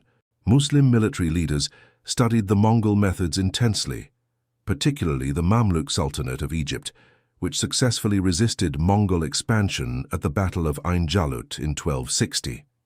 The Mamluks, themselves originally slave soldiers from the Central Asian steppes, understood nomadic warfare and developed tactics specifically designed to counter Mongol advantages. They emphasized heavy cavalry, capable of withstanding Mongol archery, used their knowledge of local terrain to negate Mongol mobility, and employed their own sophisticated intelligence networks to anticipate Mongol movements. The Mamluk success at Ain Jalut demonstrated that the Mongols were not invincible, but it also validated the fundamental effectiveness of their military system. The Mamluks won by adopting many Mongol innovations while exploiting specific weaknesses. The Mongol force at Ain Jalut was relatively small, operating at the extreme end of overextended supply lines in terrain that favored defenders. When circumstances were more balanced, Mongol forces usually prevailed. The lesson for Muslim military thinkers was not that Mongol methods were ineffective, but that they had to be understood and countered with equally sophisticated approaches.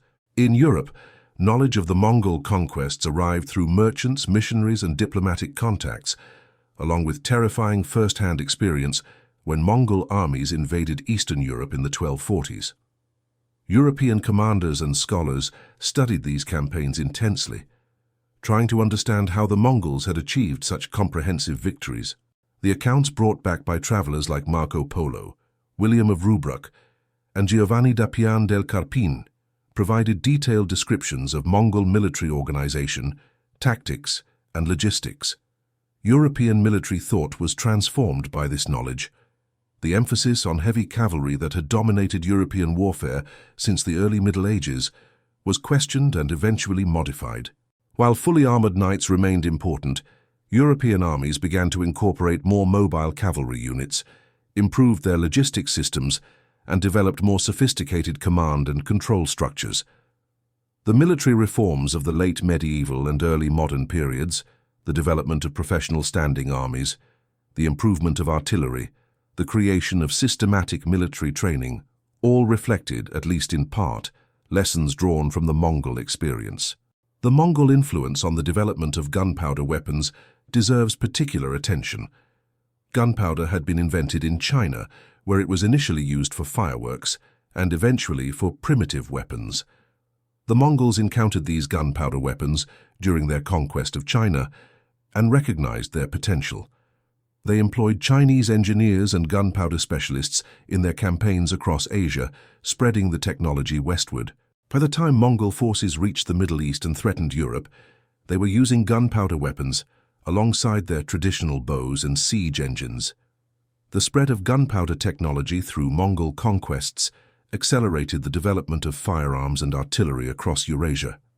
European craftsmen, exposed to gunpowder weapons through contact with the Islamic world and through reports from travelers to Mongol domains, began experimenting with their own designs. The cannon, which would revolutionize siege warfare and eventually render traditional fortifications obsolete, was developed through this cross-cultural exchange facilitated by Mongol expansion. In a very real sense, the military revolution that transformed early modern warfare had roots in the Mongol conquest of China. The administrative legacy of the Mongol Empire was equally significant. The Mongols created a transcontinental empire that required sophisticated systems of communication, taxation, and governance. The Yam postal system, which could transmit messages across thousands of miles in weeks, demonstrated that vast territories could be effectively administered if the proper infrastructure was established. This lesson was not lost on later empire builders, from the Mughals in India to the Ottomans in the Mediterranean, who developed their own postal and administrative systems based partly on Mongol models. The Mongol approach to governance, combining military dominance with administrative pragmatism and cultural tolerance, provided a template for managing multi-ethnic empires. The Mongol practice of employing talented individuals regardless of their ethnic or religious background, while revolutionary in some contexts, became a standard feature of successful imperial systems. The Ottoman practice of recruiting capable administrators from conquered populations, the Mughal synthesis of Central Asian, Persian and Indian administrative traditions, and even the cosmopolitan bureaucracies of early modern European colonial empires all reflected, to varying degrees, patterns established by the Mongols. The cultural exchanges facilitated by Mongol conquests had lasting effects on art, science, literature, and philosophy across Eurasia. Chinese artistic techniques influenced Persian and Islamic art during the Ilkhanate period.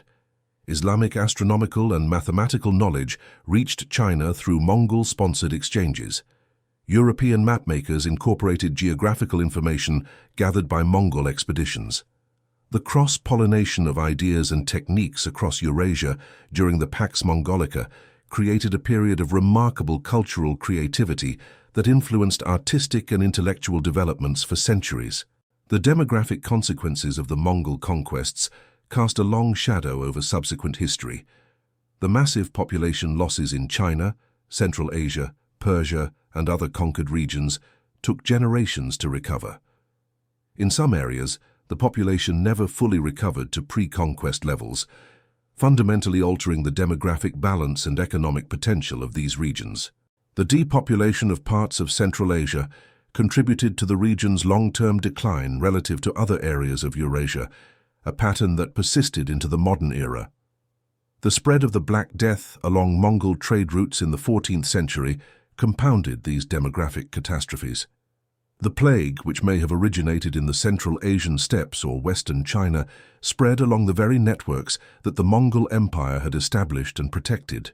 The disease reached Europe via Mongol-controlled trade routes, arriving at the Black Sea port of Kaffa, when Mongol forces besieging the city allegedly catapulted plague-infected corpses over the walls. From there, ships carried the disease to Mediterranean ports, and it spread across Europe with devastating effect. The Black Death killed somewhere between 1/3 and 1/2 of Europe's population, similar proportions in the Middle East and Central Asia, and unknown but substantial numbers in China.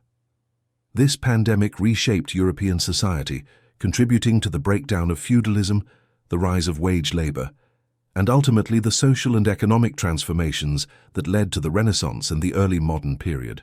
The connection between Mongol conquests and the Black Death remains somewhat controversial among historians, but the temporal and geographical correlations are striking. The very connectivity that the Mongol Empire created, its strength and its lasting contribution, also facilitated one of the worst disasters in human history. In China, the memory of the Mongol conquest became embedded in historical consciousness as a cautionary tale about the consequences of political division and military weakness.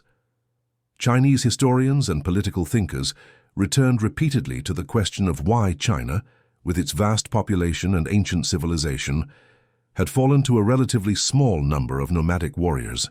The answers varied, but common themes emerged. The Jin dynasty had been weakened by internal corruption and incompetence. China had been divided between multiple competing states rather than united under a single, strong government.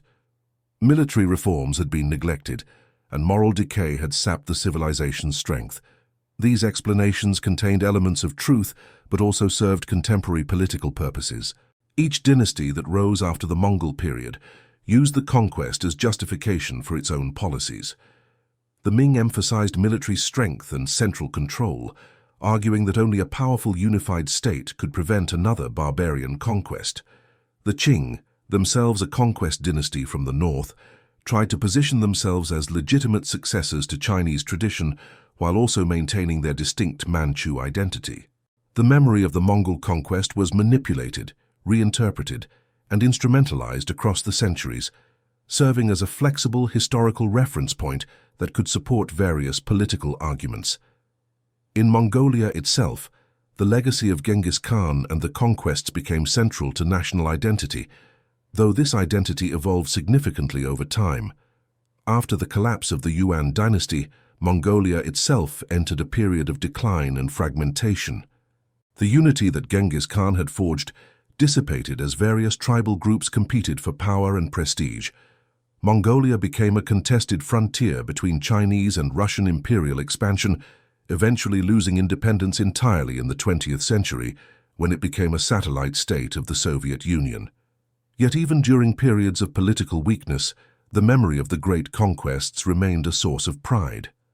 Genghis Khan was remembered as a world conqueror, the man who had led the Mongols from obscurity to dominance, who had defeated the greatest empires of his age and created something unprecedented. In modern Mongolia, after the collapse of Soviet control, Genghis Khan has been rehabilitated and celebrated as a national hero, his image appearing on currency, buildings, and monuments. The international airport in Ulaanbaatar is named after him. He has become the symbol of Mongolian identity and historical significance, the proof that this small nation once dominated the world. This nationalistic celebration of Genghis Khan has been controversial internationally, particularly in countries that suffered under Mongol conquest. In China, Iran, Russia, and elsewhere, the Mongol invasions are remembered primarily for their destructiveness. The debate over Genghis Khan's legacy, world historical figure who facilitated cultural exchange and demonstrated military genius, or brutal conqueror responsible for millions of deaths, continues in academic and popular discourse.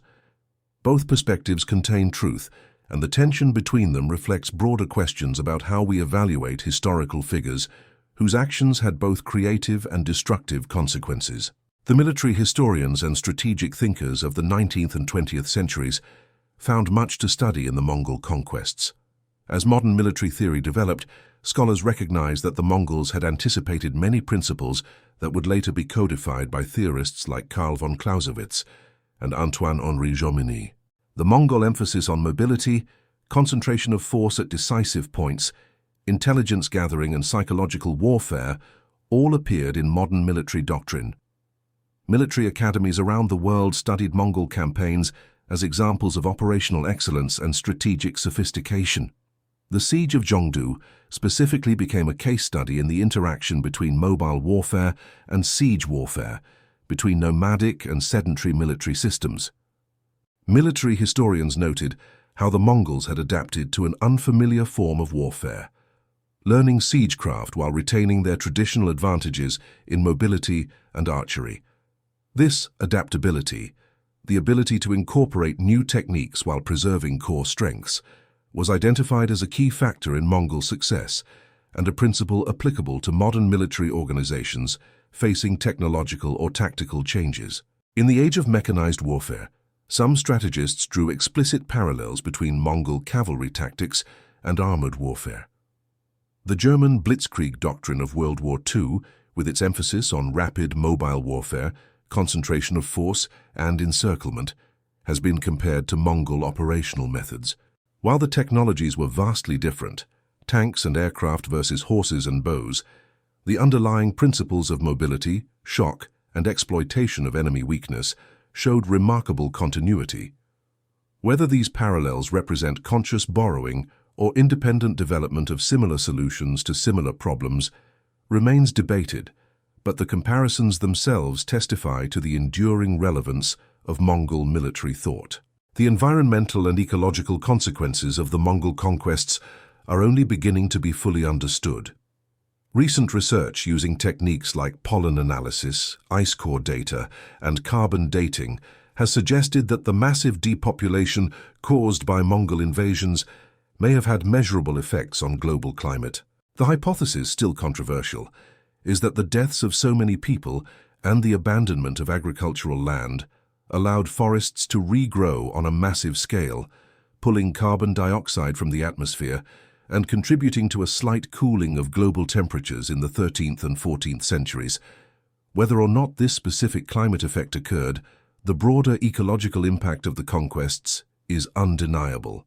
The conversion of agricultural land to pasture in parts of China and Central Asia represented a fundamental transformation of landscapes.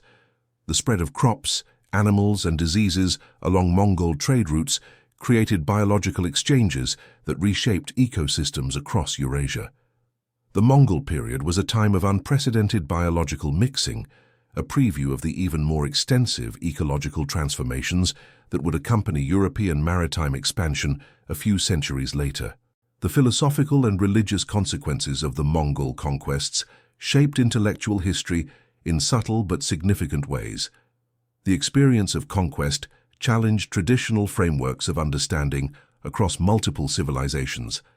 In China, Confucian scholars struggled to explain how their civilization, which they believed to be the most advanced and virtuous, could fall to barbarians. This crisis of confidence led to a period of intense philosophical reflection and debate about the nature of civilization, the sources of political legitimacy, and the relationship between moral virtue and political power. In the Islamic world, the destruction of the Abbasid Caliphate by Mongol forces in 1258 created a theological and political crisis. The Caliphate had been the symbolic center of Sunni Islamic authority for centuries, and its elimination by pagan conquerors raised profound questions about divine favor and the direction of history. Muslim theologians and philosophers debated whether the Mongol conquests represented divine punishment for Muslim sins, a test of faith, or simply the working out of natural historical processes that had no particular religious significance. These debates influenced Islamic thought for generations, contributing to the development of new theological and political theories. As night falls across the modern city of Beijing, millions of lights illuminate streets that few realize were built upon the bones of another city, another time. Beneath the subway tunnels and skyscrapers, beneath the shopping centers and apartment blocks, lie the remnants of Jongdu. Archaeological excavations occasionally uncover traces of that vanished world, fragments of pottery, corroded weapons, the foundations of walls that once seemed impregnable. These physical remnants are sparse, but the historical weight of what happened here 8 centuries ago remains palpable to those who know the story. The siege of Jongdu and the broader Mongol conquest of China represent one of those pivotal moments when the trajectory of human history shifted dramatically. Before the Mongol eruption from the steppes, the world consisted of relatively isolated civilizations that developed largely independently, connected by trade routes, but fundamentally separate in their political and cultural evolution. After the Mongol conquests, Eurasia was bound together in ways it had never been before, creating a level of interconnection that persisted even after the Mongol Empire itself fragmented and eventually disappeared. To fully grasp the significance of 50,000 Mongols defeating China's million, we must understand that this was not simply a military victory. It was a demonstration that the barriers between civilizations, geographical, cultural, and technological, were more permeable than anyone had imagined. The nomadic warriors from the steppes, dismissed by sedentary civilizations as primitive barbarians, proved capable not only of military conquest, but of creating and administering the largest contiguous land empire in human history. This achievement shattered assumptions and forced a reconsideration of what was possible. The human cost of this achievement was staggering. Conservative estimates suggest that the Mongol conquests killed somewhere between 30 and 40 million people across Eurasia, with some scholars proposing figures as high as 50 or 60 million. These numbers are difficult to verify with certainty. Medieval population statistics are notoriously unreliable, but even the lower estimates represent roughly 11% of the world's total population at the time. For comparison, World War II, often considered the deadliest conflict in human history, killed approximately 3% of the global population. In purely proportional terms, the Mongol conquests may have been the most lethal events in human history. These millions were not merely statistics. Each represented an individual life, a person with hopes and fears, relationships and dreams. The woman who starved in the streets of Jongdu during the siege. The soldier who died defending walls that ultimately could not be held. The child taken as a slave, torn from family and home, forced to serve in a foreign land. The artisan whose skills were valuable enough to preserve his life, but whose family was killed. The farmer whose fields were trampled by cavalry and who died of starvation the following winter. The merchant caught between armies, his lifetime of accumulated wealth stolen in an afternoon. Multiply these individual tragedies by millions, and you begin to approach the scale of suffering that the conquests entailed. Yet history does not allow simple moral judgments. The same Mongol Empire that killed millions also created a period of unprecedented peace and prosperity across much of Eurasia. The Pax Mongolica, for all its foundation in violence, enabled trade and cultural exchange on a scale not seen again until the modern era. Merchants could travel from Venice to Beijing with relative safety, protected by Mongol law and infrastructure.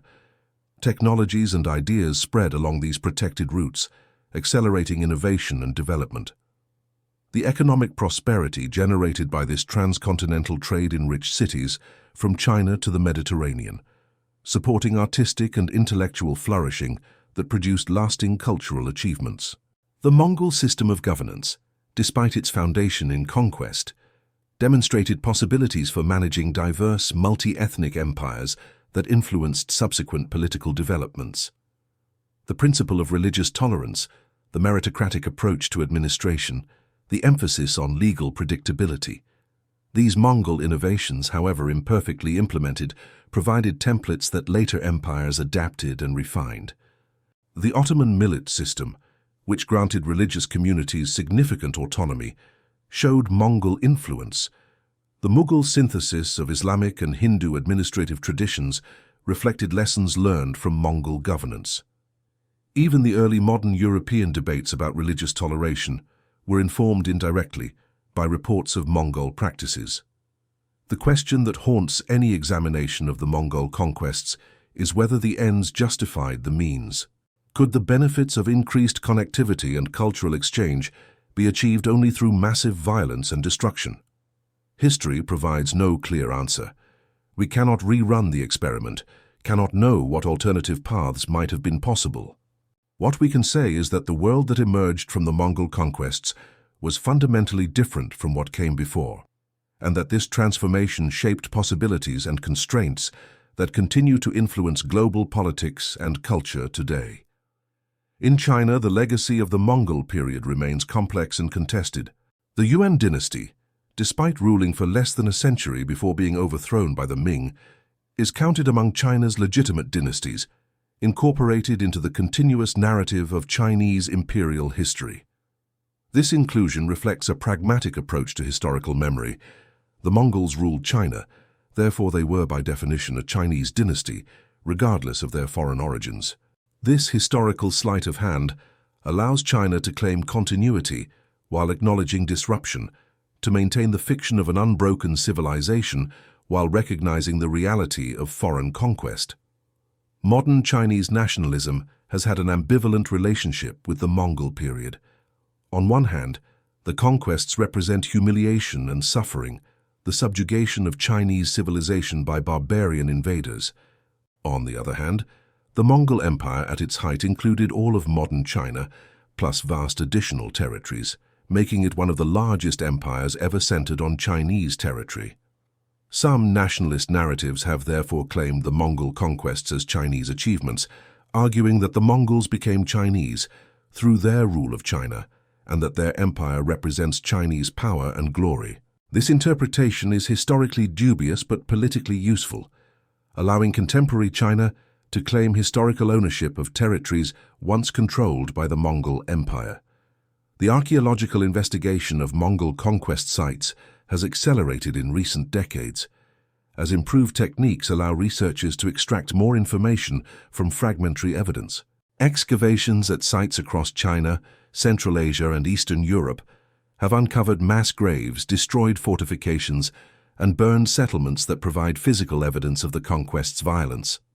But these excavations have also revealed evidence of cultural continuity and adaptation, showing how populations survived and eventually recovered from the catastrophe. At the site of Jongdu itself, beneath modern Beijing, Archaeological work has been limited by the city's continuous occupation and dense urban development. But what has been found tells a story of destruction and rebuilding. Layers of ash and debris mark the city's burning in 1215. Above these layers, evidence of gradual reconstruction appears as survivors returned and new populations moved into the ruins. The Mongols eventually rebuilt on the site, creating their capital of Khanbalik, which served as the center of the Yuan dynasty and the eastern terminus of the vast Mongol Empire. This new city incorporated some elements of the old, while adding distinctively Mongol features, creating a hybrid urban space that reflected the cultural synthesis occurring across the empire. The stories of individual survivors have been preserved in family histories, local chronicles, and official records, though many have been lost to time. These personal narratives provide glimpses into how ordinary people experienced and remembered the conquest. Some accounts describe remarkable resilience, families that lost everything but rebuilt their lives, preserving their cultural traditions and passing them to new generations. Others describe the psychological trauma that persisted long after the physical violence ended, the nightmares and anxieties that haunted survivors for the rest of their lives. One account, preserved in a local history from a small town near Jongdu, describes a family that survived by fleeing into the mountains before the siege began. They lived for months in caves, surviving on foraged plants and small game, watching from a distance as smoke rose from their burning town.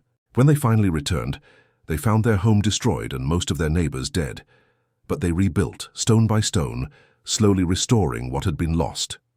The chronicle was written by a descendant 3 generations later who noted that his family still told stories about that terrible time, keeping the memory alive so that future generations would understand what their ancestors had endured. Another account, from a Chinese official who served both the Jin and later the Mongol administration, describes the moral complexity of survival under foreign rule. He wrote about the shame of serving the conquerors who had destroyed his world, balanced against the practical necessity of earning a living and protecting his family. He justified his service by arguing that by working within the system, he could moderate its harshness and preserve elements of Chinese culture and governance. Whether this rationalization was genuine or merely self-serving is impossible to know, but it reflects the difficult choices that millions faced in the aftermath of conquest. The literary and artistic responses to the Mongol conquest have influenced Chinese culture for centuries.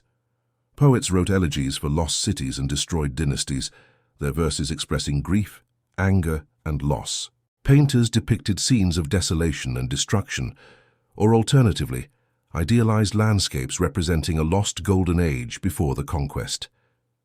These artistic works served both as historical memory and as political commentary, allowing artists to express sentiments about foreign rule that might have been dangerous to state directly. The development of Chinese drama and vernacular literature during the Yuan dynasty represents one of the unexpected cultural consequences of Mongol rule. The traditional Confucian examination system, which had been the primary path to official positions and social prestige, was disrupted under Mongol governance. The examinations were suspended for long periods, and when they were held, they were often manipulated to favor Mongol allies or to exclude certain Chinese groups. This closure of traditional career paths led educated Chinese to pursue alternative means of expression and income, including popular entertainment. Yuan dynasty drama, written in vernacular Chinese rather than classical literary language, flourished during this period, producing works that remain central to Chinese cultural heritage. In the broader sweep of world history, the Mongol conquests represent a transitional moment between the medieval and early modern periods. The world before the Mongols was characterized by relative isolation between major civilizations, with contact limited primarily to trade and occasional military conflicts. The world after the Mongols was increasingly interconnected, with ideas, technologies, and diseases moving along established networks spanning continents. This transition set the stage for the European age of exploration, which would create even more extensive global connections through maritime routes. Some historians have argued that the Mongol Empire represented a kind of first globalization, creating a world system that prefigured modern globalization in important ways. Trade networks spanned Eurasia. Diplomatic communications crossed vast distances. Technologies and cultural practices spread rapidly across the empire. A merchant class emerged that operated transnationally, comfortable in multiple cultural contexts. These developments, cut short by the empire's fragmentation and the catastrophe of the Black Death, nonetheless established patterns and possibilities that would re-emerge in later centuries. The military legacy of the Mongol conquests extends into the present day. Modern military forces still study Mongol campaigns as examples of effective strategy and tactics. The principles of mobility, concentration of force, intelligence gathering, and psychological warfare that the Mongols employed remain relevant. Military historians note that while technologies have changed beyond recognition, fundamental strategic and operational principles show remarkable continuity across centuries. The tank commander maneuvering for advantage on a modern battlefield is, in a sense, applying lessons that Mongol cavalry commanders understood intuitively 800 years ago. The siege of Jongdu specifically has been analyzed as a case study in urban warfare and the interaction between mobile and static forces. Modern militaries facing insurgencies in urban environments have studied historical sieges, including Jongdu, to understand the challenges of urban combat and the methods for overcoming fortified positions. The Mongol solution, combining mobile forces to isolate the city with siege specialists to breach its defenses, using time as a weapon and leveraging the enemy's dependence on supplies, remains relevant to contemporary military planners, though obviously adapted to modern contexts and constraints. The environmental and climatic effects of the Mongol conquests continue to be investigated by scientists using increasingly sophisticated methods. Climate models incorporating data from ice cores, tree rings, and sediment analysis suggest that the depopulation caused by the conquests may have had measurable effects on regional and possibly global climate. The regrowth of forests on abandoned agricultural land, the reduction in agricultural burning, and the disruption of settled agriculture all potentially influenced atmospheric carbon dioxide levels and regional weather patterns. While these effects were temporary and reversed as populations recovered, they represent some of the earliest examples of human activity significantly influencing climate at large scales. The genetic legacy of the Mongol conquests has been revealed through DNA analysis of modern populations across Eurasia. A famous study from 2003 identified a Y chromosome lineage carried by approximately 16 million men across a broad swath of Central and East Asia, suggesting descent from a common male ancestor who lived roughly 1,000 years ago. While it's impossible to prove definitively, the geographic distribution of this lineage correlates with the Mongol Empire's territory, and genetic dating places the common ancestor in the right time period. Whether this represents the genetic legacy of Genghis Khan himself, as popular accounts often claim, or of one of his close male relatives or commanders, it demonstrates the lasting biological impact of Mongol expansion and the mixing of populations that the empire facilitated. The question of how we should remember and evaluate the Mongol conquests remains contested. For peoples whose ancestors suffered under Mongol invasion, Chinese, Persians, Arabs, Russians, and many others, the conquests represent trauma and loss that resonate across generations. Monuments and memorials in these countries often commemorate resistance to Mongol forces and honor those who died defending their homelands. For Mongolians, the conquests represent a period of national glory and historical significance, proof that their ancestors were world changers who shaped the course of human history. These competing memories and interpretations are difficult to reconcile, reflecting fundamental differences in perspective and historical experience. Academic historians try to navigate between these perspectives, acknowledging both the destructiveness of the conquests and their historical significance, both the suffering they caused and the connections they created. The goal is not to justify or condemn, but to understand, to explain how and why the conquests occurred, what their consequences were, and what lessons might be drawn from this chapter of human history. This approach inevitably satisfies no one completely. Descendants of victims want more emphasis on suffering. Descendants of conquerors want more emphasis on achievements, but it represents the best attempt at balanced historical understanding. For those who stand on the streets of modern Beijing, perhaps visiting the Forbidden City or walking through Tiananmen Square, the events of 8 centuries ago can seem impossibly remote. The city that exists today bears little physical resemblance to Jongdu. The people who inhabit it have concerns far removed from nomadic invasions and medieval sieges. Yet the past is always present, layered beneath the surface of contemporary life, shaping possibilities and constraints in ways both obvious and subtle. The walls that once protected Jongdu are gone, torn down and built over centuries ago. But Beijing still has walls, now metaphorical rather than physical. The Great Firewall that controls information flow, the political boundaries that separate China from its neighbors, the cultural barriers between Han Chinese and ethnic minorities. These modern walls serve different purposes than their medieval predecessors, but they reflect similar impulses. The desire for security, the fear of invasion or contamination, the attempt to control and protect what lies within. The siege mentality that characterized Jongdu's defenders has modern equivalents, even if the threats and responses have changed beyond recognition. The lessons of the Mongol conquest, about the nature of power, the limits of fortifications, the importance of adaptability, the terrible cost of warfare, the complexity of cultural exchange, remain relevant. In an era of globalization and connectivity, when technologies and ideas cross borders with unprecedented speed, when conflicts can escalate rapidly and unexpectedly, when the actions of actors far away can have immediate local consequences, the Mongol experience provides historical perspective. The world has always been more connected and more vulnerable than people realize. Barriers are more permeable than they appear. Adaptation is essential for survival.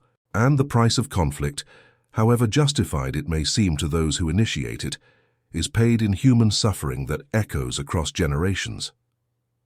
As we reach the end of this long night's journey through history, as the story of 50,000 Mongols conquering China's million draws to a close, what remains is not a simple narrative of victory and defeat, of good and evil, of civilization and barbarism. What remains is a complex story of human beings, Mongol and Chinese, soldiers and civilians, conquerors and conquered, navigating circumstances of extraordinary difficulty and violence, making choices with profound consequences, suffering and inflicting suffering, creating and destroying, adapting and resisting, surviving and dying. The ruins of Jongdu lie beneath your feet, wherever you are, in a metaphorical sense. We all inherit the consequences of past violence and past choices. We all navigate a world shaped by events we did not cause and cannot change.